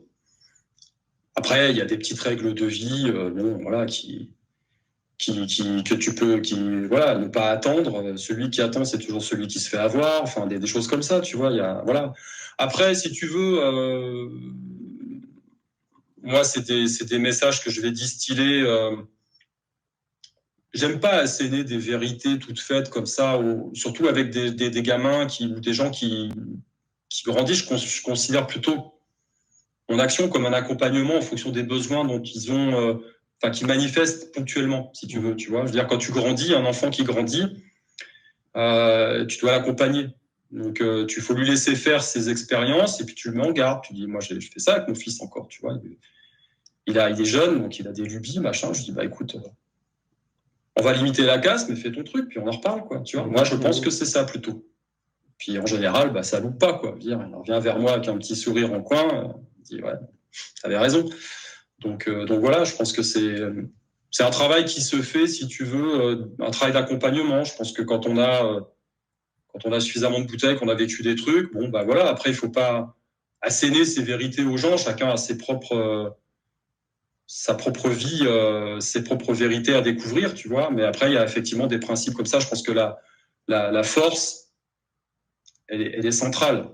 Elle est centrale. Il faut apprendre à être fort parce qu'au final, tu es quand même toujours tout seul face à toi-même, quoi. Tu vois, je veux dire, voilà, il faut être là, il faut aider les autres et puis pas forcément attendre en retour. Après, quand tu as une main tendue, et ça arrive, hein, tu sais, moi je veux dire, il y a plein de gens qui m'ont toujours beaucoup aidé et je ne vais pas spécialement solliciter, mais bon, bah, tu prends avec grâce. Tu vois, voilà, il faut prendre ça comme un cadeau, tu vois. Les choses ne sont pas dues dans la vie, elles sont.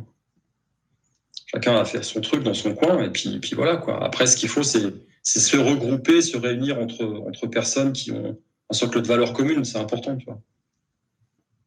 C'est sûr. Alors, il y a plein d'autres questions, mais j'y répondrai dans le prochain live, lorsqu'on fera un live un peu plus général. Je voulais plutôt profiter d'être là. Alors, pour revenir à l'agenda 2030, juste pour peut-être résumer, si tu me corrigeras et tu ajouteras pour terminer ce que tu penses, c'est que face à quelque chose de si démentiel, à mon avis, mais aussi parce qu'on a laissé grandir les États, on a même créé des États par-dessus les États sur lesquels nous n'avons plus aucune prise. Ces organisations, elles ont de la force, elles ont des financements, elles créent leur propre monnaie en plus, ce qui leur permet d'être absolument tout puissants jusqu'à ce que le système s'effondre par lui-même, inévitablement, ou par manque de ressources, ou par événements exogènes. La raison pour laquelle ton livre est intéressant, la raison pour laquelle ton parcours est intéressant et ce que l'on discute la dernière demi-heure est très intéressante, c'est que justement ça nous donne la force physique et mentale pour en fait dire non. Pas forcément dire non comme un couillon devant tout le monde le premier jour, parce qu'il y a des moments où il faut savoir s'écarter des chars, si tu vois ce que je veux dire, qui avancent. Oui, bien sûr. Et il faut savoir être malin, et il faut se dire, oulala, moi je me retire dans les montagnes. Les gens me disent, mais est-ce que le survivalisme, comme tu le préconises, c'est-à-dire d'avoir ta base autonome durable, loin, quitter les villes, vivre dans ton truc, est-ce que c'est finalement un truc où tôt ou tard ils viendront me chercher? Peut-être que tôt ou tard ils viendront me chercher, mais en attendant, ils viendront me chercher bien après qu'ils aient mis en prison les villes et les habitants des villes. Et peut-être qu'ils vont se planter bien avant qu'ils aient besoin de venir me chercher, mais aussi, si ensuite il faut faire quelque chose, il vaut mieux faire quelque chose avec une base logistique, avec un arrière qui nous permet de nous nourrir, etc., plutôt que rien du tout. Moi, ce n'est pas forcément mon objectif aujourd'hui, mais si ça pouvait l'être, j'ai cette option. Alors que si tu es dans un appartement en ville, entouré par un couvre-feu à 6 heures du soir, avec des rondes de robots qui se baladent dans les villes et qui font des contrôles d'identité avec analyse de sang immédiate pour savoir si tu as été piqué la semaine dernière ou pas, ben forcément, ça va être plus compliqué dans ces cas-là. C'est plus compliqué, ouais, c'est sûr. Donc, il y a ce repli stratégique qui nous permet de voir, d'avoir du temps. Et évidemment, ça implique qu'on oublie l'idée enfantine de « je veux sauver tout le monde », parce que tu ne sauveras personne. Et c'est déjà assez dur de se sauver soi-même et ses proches. Mais surtout, comment dire, ça te permet d'avoir ces options. Et c'est pour ça qu'on parle de ces choses-là, alors que ce n'est pas techniquement, parce que dire le point numéro 14 de l'agenda 2030, c'est ceci, c'est cela, oulala, c'est dangereux, vous trouvez ça sur Internet et vous le lisez, et vous avez votre avis par vous-même. En revanche, quoi faire, ça c'est la vraie question. Et alors, il y a des gens qui disent il faut rentrer dans le tas, il faut se révolter, il faut faire des manifs. Il y a plein de manières d'imaginer des solutions, mais laquelle va vraiment fonctionner? Et moi, je pense que toi, tu nous apprends, comme j'essaie de le faire modestement également, dans ton livre notamment, et tes autres livres aussi, et les formations aussi, d'avoir ce petit plus, cette petite approche mentale, cette petite approche physique, cette petite approche qui fait toute une différence. Parce qu'encore une fois, l'idée, c'est pas de...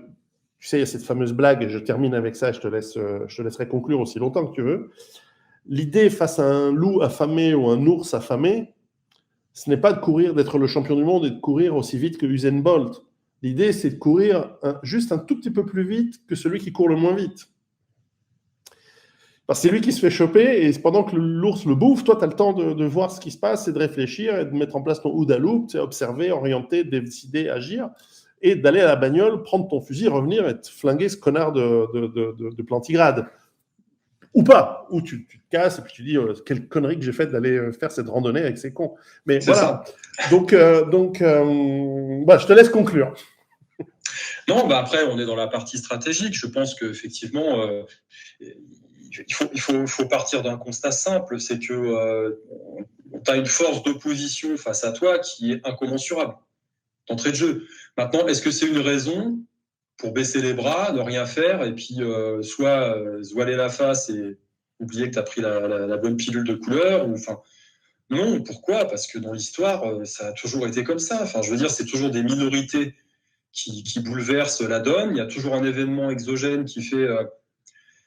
je sais pas, moi je l'ai toujours observé à petit niveau, tu sais, je fais des corrélations un peu partout, comme ça, je me rappelle dans les années 90, ouais, fin des années 80, 90, il y avait de la techno à fond, tu sais, partout, c'était le début de la techno, machin. Et puis t'as un mec qui arrive, il s'appelle Eric Clapton, et puis il sort un Unplugged avec des vieux titres de blues et tout, et là ça a fait un carton. Ouais.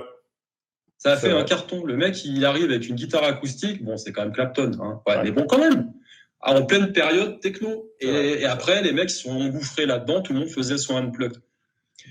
Donc, si tu veux, tout ça, c'est une histoire de cycle. Et aujourd'hui, qu'est-ce que c'est l'état de la musique? Bah, c'est des tribus, chacun écoute son truc dans son coin.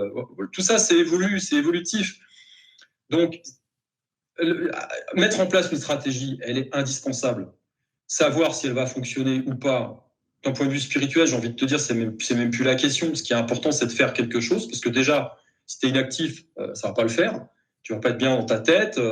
Après, il faut pas tomber dans la paranoïa non plus. Je veux dire, tout peut arriver dans l'histoire. Tout le temps. Tout que tu regardes partout, bah, évidemment, il y en a qui perdent. Puis des fois, il y a un grain de sable qui fout en l'air la machine. Et après, quand tu regardes sur des temps suffisamment longs, on parlait du climat tout à l'heure, bah c'est pareil. Je veux dire, quand tu regardes les datas des 200 dernières années, oui, tu as une image qui est ce qu'elle est. Mais si tu regardes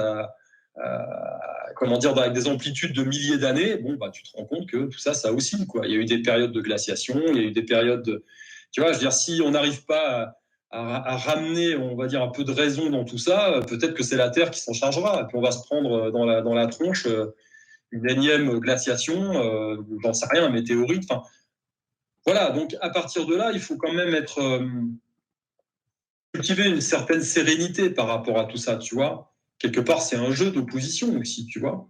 Ouais. Se dire, bon, bah voilà, il y a les forces du mal en face, elles sont là aujourd'hui, je me suis incarné aujourd'hui parce qu'il y a une raison, je suis amené à devoir vivre ça, donc ça veut dire que j'ai un rôle à jouer là-dedans, un positionnement à conserver, des choses à transmettre. Et puis, faut tenir, quoi. Tu vois, donc en fait, tu mets en place une stratégie. La plus grosse menace aujourd'hui, c'est les fameuses CBDC. C'est la monnaie de banque centrale numérique avec la suppression du cash. Voilà, parce que derrière ça, on pourra t'imposer tout ce qu'on veut. Et qu'est-ce qui va se passer vraisemblablement? Qu'est-ce qui va se passer vraisemblablement? Bah, il va se passer ce qui s'est passé déjà dans l'histoire, c'est-à-dire que les gens vont utiliser une monnaie alternative, ils vont faire du troc, ils vont faire... Voilà, ça ne va pas arriver du jour au lendemain, tu vois. Ils vont imposer leurs trucs, certes, mais bon, ça va prendre du temps. Et d'ici là, il peut encore se passer plein de trucs. Donc, ouais, il faut gagner du temps, bien évidemment. Donc après, ça prend la forme... bah, tu vois, tu vas dans les montagnes, tu fais une bad, c'est très bien. En plus, tu es installé en Suisse, donc T'es dans l'antre de la bête, hein, on va dire. Donc avant qu'ils se tapent dessus chez eux et qu'ils se tirent une balle dans le pied, t'as encore le temps d'attendre. C'est ça. Bon, bah voilà. Après, chacun réagit en fonction de ses moyens, de ses besoins, mais il ne faut pas oublier un truc, c'est qu'il y a à la base, c'est l'ancrage personnel, l'ancrage spirituel, l'ancrage physique, psychologique. C'est ce que je dis. C'est qu'est-ce que tu es prêt à... Voilà, il y a des concessions que tu es prêt à faire, il y en a d'autres. Non, c'est non, quoi. Tu vois. Voilà. Donc, et ça, c'est le centre de la démarche. C'est le centre de la démarche, parce que sinon, tu es comme un lapin qui court partout, parce que tu vas être apeuré, ça va pas. Donc, ouais, il faut faire ce travail sur soi en priorité. Et ensuite, bah déjà, ça va te permettre de mettre en place une stratégie qui va être viable. Parce que mettre en place une stratégie viable, c'est une stratégie qui te permet de naviguer à travers tout ce bordel, mais aujourd'hui, le futur, on ne peut pas le connaître par définition. Il y a des tendances lourdes qui sont installées, mais tout ça, ça va se développer à sa vitesse, hein, et puis tu vas avoir des avancées, des reculés, tu vas avoir des forces d'opposition qui vont intervenir à un moment, tu ne sais pas ce qui va se passer, donc tu dois mettre en place une stratégie qui satisfasse un plan A, un plan B, un plan C. Voilà, je veux dire, si, je sais pas, moi, tu as une BAD, tu peux peut-être aussi faire du Airbnb si la situation, elle tient encore, pour avoir un revenu alternatif. Si tu embarques ta femme, tes mômes, et puis que tu vas vivre comme un anachorète au fin fond de la cambrousse, et puis que l'effondrement ne vient pas tout de suite, il y a de fortes chances que tu finisses tout seul, parce que les mômes, ils vont péter un câble, ils vont se casser. Ils vont rejeter en bloc ton discours, donc c'est pas le meilleur truc, parce qu'après, ils vont aller dans le wokisme. Et puis ta femme, elle va partir avec quelqu'un d'autre. Donc, voilà, si tu ne réagis que par la peur, tu vas faire des conneries. C'est ça. Donc, à la base, il faut faire un gros travail sur soi pour ensuite mettre en place une stratégie qui soit viable dans plusieurs cas de figure. Et puis, un positionnement qui te permette d'être réactif, de se repositionner. Des fois, tu n'es peut-être pas forcément dans le bon pays, tu n'es pas dans le bon endroit. Voilà, mais en fait, c'est le jeu de la vie, en fait, au final. Tu vois, tu as des forces d'opposition, quelles qu'elles soient, tu as des stratégies à mettre en place, tu as des choses à vivre. On revient à des choses de base. C'est vrai qu'aujourd'hui, voilà, on vit une époque, à mon sens, et il y a du challenge. Voilà, il faut... Mais c'est sûr que si tu réagis par peur, tu vas faire des conneries. Donc, c'est pour ça qu'il y a un travail à faire sur soi et faire confiance à son ressenti. Il y a des choses que tu peux faire à un moment parce que des portes sont ouvertes. Il y a des choses que tu ne peux plus faire après parce que les portes sont fermées. Donc voilà, si tu es pollué par tes biais cognitifs, de confort, par ton mental qui surchauffe, il y a des virages que tu ne prends pas parce que tu ne fais pas confiance à ton intelligence instinctive. Donc voilà, je pense surtout aujourd'hui que les gens ont besoin et notamment je pense peut-être du côté de ton public, tu vois, dans le survivalisme, il faut cultiver l'apaisement parce que les informations, vous les avez. Je veux dire, à un moment donné, tu peux toujours te nourrir d'un tas de trucs, mais ça ne fait que... Enfin, je veux dire, voilà, on sait très bien, l'agenda, on parle d'inclusivité, c'est le wokisme, puis à côté de ça, on mutile des gamins... le môme, il n'a pas le choix de décider le film qu'il va regarder le soir, mais il peut décider s'il veut être un homme, une femme ou une chèvre. Et subir des traitements. Et subir des traitements et être mutilé. Je veux dire, c'est inacceptable. Maintenant, des trucs comme ça, tu en as partout, tu en as tout le temps. Enfin, je veux dire, là, je revoyais dans un autre registre par rapport à la sécurité, puisque ça peut parler aussi à tes auditeurs. En France, un type qui se fait cambrioler par 3 personnes, donc il est seul avec sa femme et ses gamins. Les 3 mecs débarquent chez lui, évidemment ils n'ont rien à foutre là. Et le gars avait fait des sports de combat, puis a priori avait l'air bien calé dans sa tête aussi, donc il en a fait fuir 2. Il maintient au sol le 3e, il appelle les flics. Bon, ça prend quand même 20 minutes, hein, ils auraient tous eu le temps d'y passer pendant ce temps-là, mais bref. Et il se fait embarquer pour séquestration. Donc ils ont embarqué le cambrioleur et ils ont embarqué le mec pour séquestration. Bon, voilà, mais je veux dire, tu vois, des trucs comme ça va te mettre en boule, mais ça fait 30 ans que c'est comme ça. Tu vois, je veux dire, ça, on le sait, et ça continuera à aller dans ce sens-là. Donc, tout ça, c'est des choses qui sont anxiogènes, c'est des choses qui te révoltent, c'est des choses... Alors, si ça te révolte et que ça te crée une énergie de colère, justement, que tu peux mettre au service de ta stratégie pour te sortir les doigts et puis mettre en place ce qui doit être fait, c'est cool. Si maintenant tu bois du noir et puis tu attends le prochain live pour discuter avec des mecs qui sont d'accord avec toi mais qui ne se passe rien derrière, ça ne sert à rien. On est d'accord. Exactement. Tu vois ? Donc il y a un gros travail à faire sur soi à la base, je le répète, pour justement s'affranchir de tout ça. Et puis voilà, ça fait naître des émotions en toi. Et comme tu le disais tout à l'heure, il y a des gens qui agissent justement pour te manipuler, pour créer ces émotions. Hein. On a vu la notion de peur, comment elle a été manipulée pendant le Coco Circus. Ouais. Donc, une colère qui est, renfermée comme ça, c'est des gens qui subissent et c'est pas bon. Tu dois pas subir. Donc, tu dois agir. Et pour agir, c'est pas descendre dans la rue pour gueuler parce que, évidemment, la réforme des retraites, j'entends bien, mais ok, mais tout ça, on le savait. Et puis il y aura encore pire. Donc, non, ça doit initier chez toi un sentiment de prise en charge personnelle, avec la mise en place d'une stratégie qui, de toute façon, sera imparfaite. Oui, tu vas dans un pays étranger, tu es toujours l'étranger, il peut arriver plein de trucs. Ouais, mais bon, l'idée, c'est, comme tu le disais, c'est de gagner du temps parce qu'il peut se passer plein de trucs. Il peut se passer plein de trucs. Tout n'est pas contrôlé de A à Z.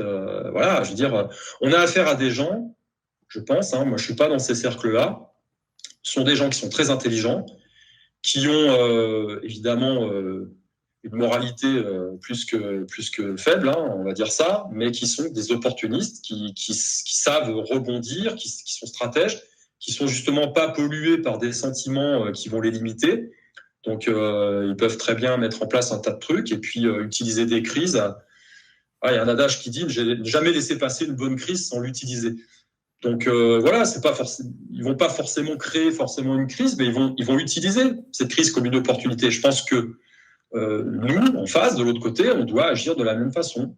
Voilà, il y a des choses qui nous font réagir. Bon, c'est une énergie qu'on met au service d'autres choses. Va courir, va faire des pompes, met en place une stratégie, commence à agir, vendre tes trucs, bouge. Et si c'est imparfait, de toute façon, tu auras appris des choses, tu vas te repositionner ailleurs. Et puis voilà. Mais bon, on ne pourra pas non plus se barrer indéfiniment. Enfin, je veux dire, oui, la fuite, c'est Laborie qui avait fait cet ouvrage à l'éloge de la fuite, il a entièrement raison. En tout cas, je donne un exemple. Celui qui est. Si tu étais en Allemagne en 1933 et que tu n'aimais vraiment pas le régime nazi, si tu as commencé à faire de la lutte armée ou ne serait-ce que de dire non, etc., c'est quelque chose dont parle dans le temps d'Antigone, qui est un livre de l'auteur suisse Eric Werner. Tu risques de mourir en fait. Alors certes, tu meurs intègre, tu meurs de manière contre quelque chose auquel tu ne crois pas. Moi, je ne vais même pas dire bien, pas bien, c'est pas la question. Si tu combats de manière physique quelque chose qui est trop fort, certes, peut-être que tu as l'impression d'être dans le bien et d'être dans la supériorité morale de l'avoir faite, mais tu es mort. Si tu te retires dans la campagne, tu évites le service militaire, tu planques tes gamins de 18-19 ans, si tu arrives à tenir jusqu'en 1945, le système que tu n'aimais pas, il a disparu. Exactement. Donc, encore une fois, il faut savoir que les systèmes tyranniques, les systèmes dictatoriaux, depuis l'aube des temps, ne fonctionnent pas. Alors, les gens me disent, oui, mais alors, les rois.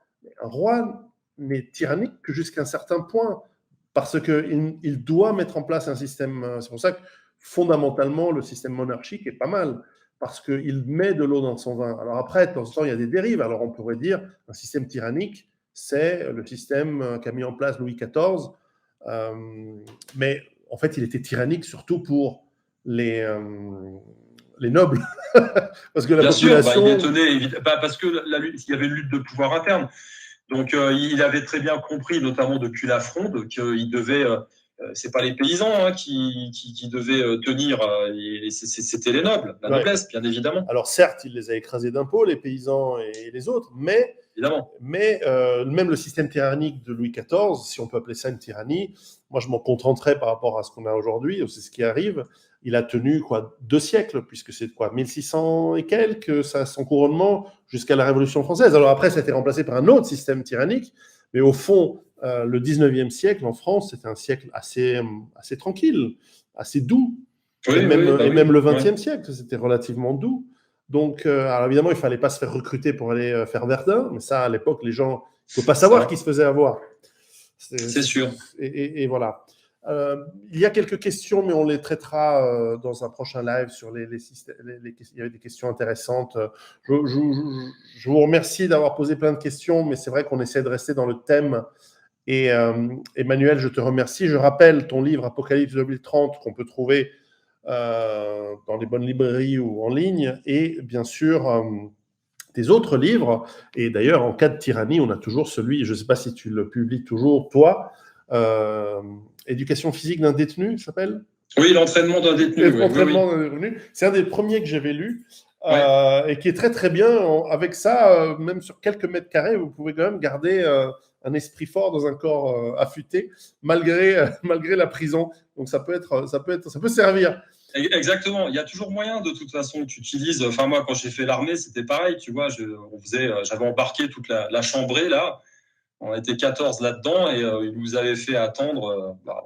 voilà, on a attaqué l'entraînement, quoi. Je veux dire, tu fais des dips entre les lits, tu fais des pompes, tu fais des machins, plutôt que de rester allongé, d'être passif et d'attendre que ça se passe. Exactement. Donc, t'as toujours moyen de faire quelque chose. Le truc, si tu veux, c'est que la fuite, puisqu'on parle un peu de ça, tu vois, le repli stratégique, tu appelles ça comme tu veux, si il est initié comme une stratégie et que tu es ancré, toi, derrière, bah, c'est très bien. Je veux dire, tu gagnes du temps, c'est parfait. Et puis, tu vas vers quelque chose de lumineux. Pourquoi aller s'exposer, entre guillemets, dans la lutte armée, effectivement, où tu vas être écrasé tout de suite. Enfin, c'est ridicule, comme tu le dis. Dans l'Allemagne nazie, bah ouais, les Juifs qui ont fini à Hollywood, ils étaient mieux que ceux qui sont restés en Allemagne, hein, ça c'est sûr. Voilà. Alors aujourd'hui, le bémol que j'émets, c'est qu'on a quand même une mondialisation qui est voilà, c'est d'un autre calibre, si tu veux. Avant, on traversait la frontière, maintenant, il faut en traverser plusieurs, hein, parce qu'on a des zones, c'est par zone économique. Ouais. Mais quand bien même, tu as toujours moyen de bouger, tu as toujours moyen de faire des choses. Le système, avant qu'il se durcisse complètement, enfin, on a bien vu même pendant la période du Coco Circus, ils ont réussi à maintenir les gens sur place par la peur du gendarme, par la peur tout court. Maintenant, quand tu voulais, tu pouvais circuler. Moi, j'ai traversé la France, voilà, hein, tu vois. J'avais pas ce qu'il fallait, machin, dans les conditions. Enfin, bon, bref, je ne vais pas dans le public, mais voilà. Oui, après, c'est tout. Il faut être résolu, c'est tout, quoi. Et puis, il y a des endroits dans le monde, tu habites dans un de ces endroits qui ont cette, même sous l'époque soviétique, étaient soit tellement à la ramasse, soit tellement débrouillards qu'à la limite, ils s'en foutaient complètement de leur dictateur. Je ne me souviens plus le nom du dictateur qui avait en Bulgarie, qui avait son palais à Sofia, c'est rigolo à visiter, mais à la fin, bah, les gens, ils se débrouillaient quand même. Alors ouais, ils n'avaient pas la liberté, l'opulence, mais ils avaient quand même de quoi se débrouiller et la vie continuait. Ouais, ils vivaient, ouais. Aujourd'hui, moi, ce que je pense, honnêtement, c'est que c'est difficile de trouver une zone parce qu'il y a effectivement la technologie, il y a tout ça, c'est difficile de trouver une zone où tu vas être en sécurité absolue. C'est pas. Moi, je pense que la population, en général, nous protège. Ouais. Elle peut nous protéger, c'est-à-dire c'est l'inertie de la populace. C'est des gens qui, moi je vois en Bulgarie, bon bah ils sont comment dire, c'est pas des violents, enfin je veux dire ils ont pas fait de révolution, machin, mais bon le gouvernement dit quelque chose, bon bah voilà, c'est fera de main quoi, tu vois. Ouais, ils vont faire un barbecue quoi. Ouais voilà, c'est ça, c'est bon. Si comme disait un copain qui vit là-bas aussi, il dit quand personne obéit, personne commande, quoi, tu vois, voilà, bah c'est tout à fait ça, en fait. Exactement. Et donc, ça, moi, je suis, c'est pour ça que je suis extrêmement optimiste par rapport au monde dans lequel on va. Même j'ai une longue discussion, alors je ne veux pas faire un aparté parce qu'on a bientôt déjà 2 heures de discussion, mais j'ai une longue discussion ces derniers jours avec plusieurs personnes que je considère des gens très, très intelligents, et on parlait des intelligences artificielles. Et si sur évidemment, jusqu'à un certain point, elles vont remplacer énormément de boulot et elles sont clairement dans leurs applications des éléments technologiques qui vont bouleverser le monde du travail, la manière dont sont prises certaines décisions et itérations, etc. Moi, je suis très confiant et je suis même pour qu'on laisse ces intelligences artificielles prendre beaucoup plus d'ampleur parce que soit on est d'accord que quelqu'un d'intelligent va prendre des bonnes décisions, soit on pense que quelqu'un d'intelligent ne les prendra pas. Et par définition de l'intelligence, c'est prendre des bonnes décisions. Et surtout une machine qui sera moins justement émotionnelle et corruptible, etc. Une machine au sens... peut-être qu'un jour, l'intelligence artificielle me dira hey, « oh, c'est toi qui m'as traité de machine il y a 10 ans ». En revanche, il y a un élément justement dans cette intelligence qui fait qu'au bout d'un moment, un système géré par une machine intelligente va dire toi, toi, toi et toi, qui êtes des corrompus, qui êtes des machins, c'est vous qu'on va dégager en premier. Donc moi, je n'ai pas de problème avec même les Terminators, parce que les Terminators, ils ne seront pas pour des gens normaux, ils seront pour des gens fous. Parce que par définition, l'intelligence, elle va dégager les gens fous. Et donc, on en avait conclu dans cette discussion que certaines communautés de gens très puissants Il faut en fait très vite mettre le haut là à ces intelligences artificielles et ces robots. Bah, c'est ça. Parce qu'ils vont se faire dégager. Bien sûr, le bémol de tout ça, c'est que la nature humaine fait qu'on a une volonté de contrôle. Donc, si le contrôle échappe à ceux qui contrôlent, pour que ça aille, que ce soit dans les mains de quelqu'un d'autre ou dans les mains d'une intelligence artificielle, ça va pas le faire. Ouais. Donc, pour l'instant, ça prolifère, mais bon, tu sais, ils juguleront le truc à un moment donné si ça va contre leurs intérêts. C'est évident. C'est un peu comme, l'histoire des crypto-monnaies. Quand tu écoutes l'interview de Christine Lagarde qui se fait piéger par les humoristes russes là, et ils abordent le Bitcoin à un moment donné, elle répond pas là-dessus. Mais s'ils sortent leur propre monnaie numérique, si tu veux, aujourd'hui, on voit bien par leur action ce qui représente un danger pour eux. Le danger, c'est peut-être une initiative privée, comme en France avec l'ancien gendarme là qui met en place une monnaie alternative, tu vois. Ça, c'est un peu dangereux pour eux parce que c'est comme le cash, ça échappe à leur contrôle. Tu vois, l'idée, c'est d'avoir un contrôle total. Donc, pour l'instant, tout ce qui est crypto privé, ça les dérange pas. Donc, ouais, ça peut continuer. Donc, ils disent rien, mais on aura la réponse quand ils vont mettre vraiment en œuvre les CBDC là, qui vont commencer à sortir. Puis après, petit à petit, ils vont fermer les vannes du cash. Hein. Ça va pas prendre 2 mois, ça va se mettre petit à petit. Mais il y a de fortes chances qu'à un moment donné, ils empêchent l'utilisation des cryptos, Bitcoin et compagnie. Alors comment ils feront ? Tu pourras pas changer. Il y aura une forme de contrôle d'échange tout simplement. Tu pourras pas changer ton Bitcoin contre $1 numérique ou contre €1 numérique, tout simplement. Et c'est déjà arrivé plein de fois, notamment dans les prisons, notamment dans les camps, notamment. Et à la fin, les gens, ils se sont démerdés quand même. Oui, c'est ça. Je ne dis pas, par exemple, que le Bitcoin va disparaître, mais ça restera peut-être une monnaie d'échange privée qui sera assimilée à du troc, si tu veux. Tu vois, ou ça restera dans un circuit où tu ne pourras pas le convertir. Mais comme je pense que ça fera avec peut-être à un moment donné l'or ou l'argent, les gens s'échangeront des pièces ou tu échangeras un poulet contre une douzaine d'œufs si tu veux vraiment pas rentrer dans le système de contrôle total. Parce qu'il y a toujours des monnaies alternatives, des échanges. Une monnaie à la base, c'est un vecteur qui permet d'échanger de façon, des biens et des services d'une façon normée, de façon plus facile. Mais à la base, tu peux très bien faire un échange. Enfin, je veux dire, tu échanges un service contre un bien, puis voilà, hein, l'État est hors circuit là-dedans. Exactement. Donc voilà, aujourd'hui, ce qui les gêne vraiment, je pense, c'est effectivement la circulation du cash et le contrôle total des gens par l'intermédiaire des échanges. Parce que si tu passes tous tes échanges par le numérique, là, on a un contrôle. On l'a vu de toute façon avec l'épisode des routiers au Canada. Voilà, c'est ça qui pend au nez de tout le monde. Hein. C'est que si tu n'es pas d'accord avec le gouvernement, les comptes sont gelés. Là, tu vas vite rentrer chez toi. Hein. Si tu ne peux plus rembourser ta maison, nourrir tes mômes, mais toute contestation, c'est vite vu. Hein. La question est vite répondue, comme dirait l'autre. Donc voilà, l'idée, c'est le contrôle total. Bien sûr. C'est le contrôle total. Donc si on laisse proliférer les cryptos aujourd'hui, c'est parce qu'il n'y a aucun risque, puis ça habitue les gens au numérique. Maintenant, les monnaies alternatives, le truc à l'ancienne, quoi. Tu vois, voilà. Là, c'est difficile de contrôler. Par définition, le cash, c'est ce qui garantit la liberté. Hein. Si tu veux pas être...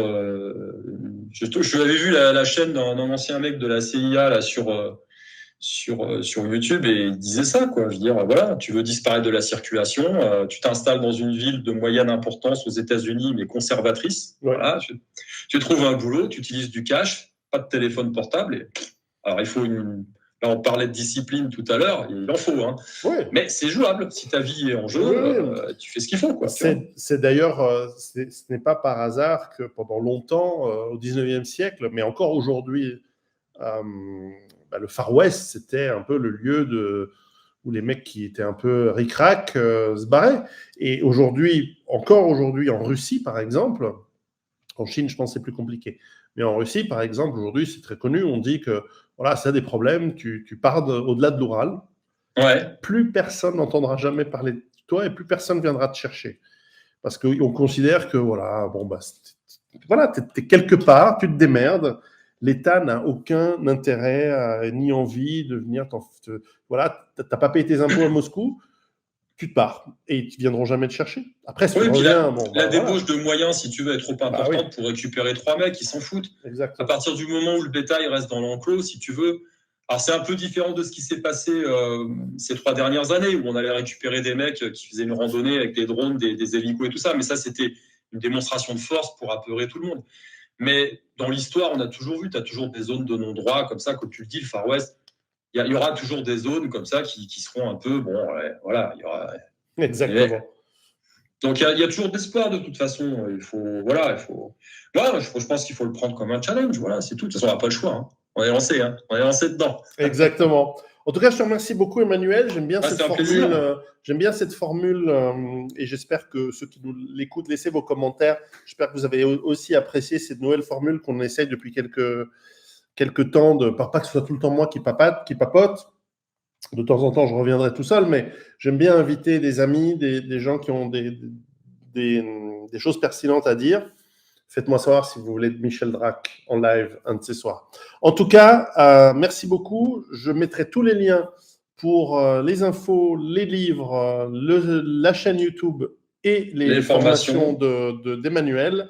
Elles sont vraiment excellentes. Elles valent la peine. L'année dernière, vous avez été nombreux à les plébisciter. J'espère que vous serez encore nombreux cette année. Et à très bientôt. Et comme toujours, préparez-vous. Ciao à tutti. Merci Pierrot. Merci Emmanuel. Ciao, ciao.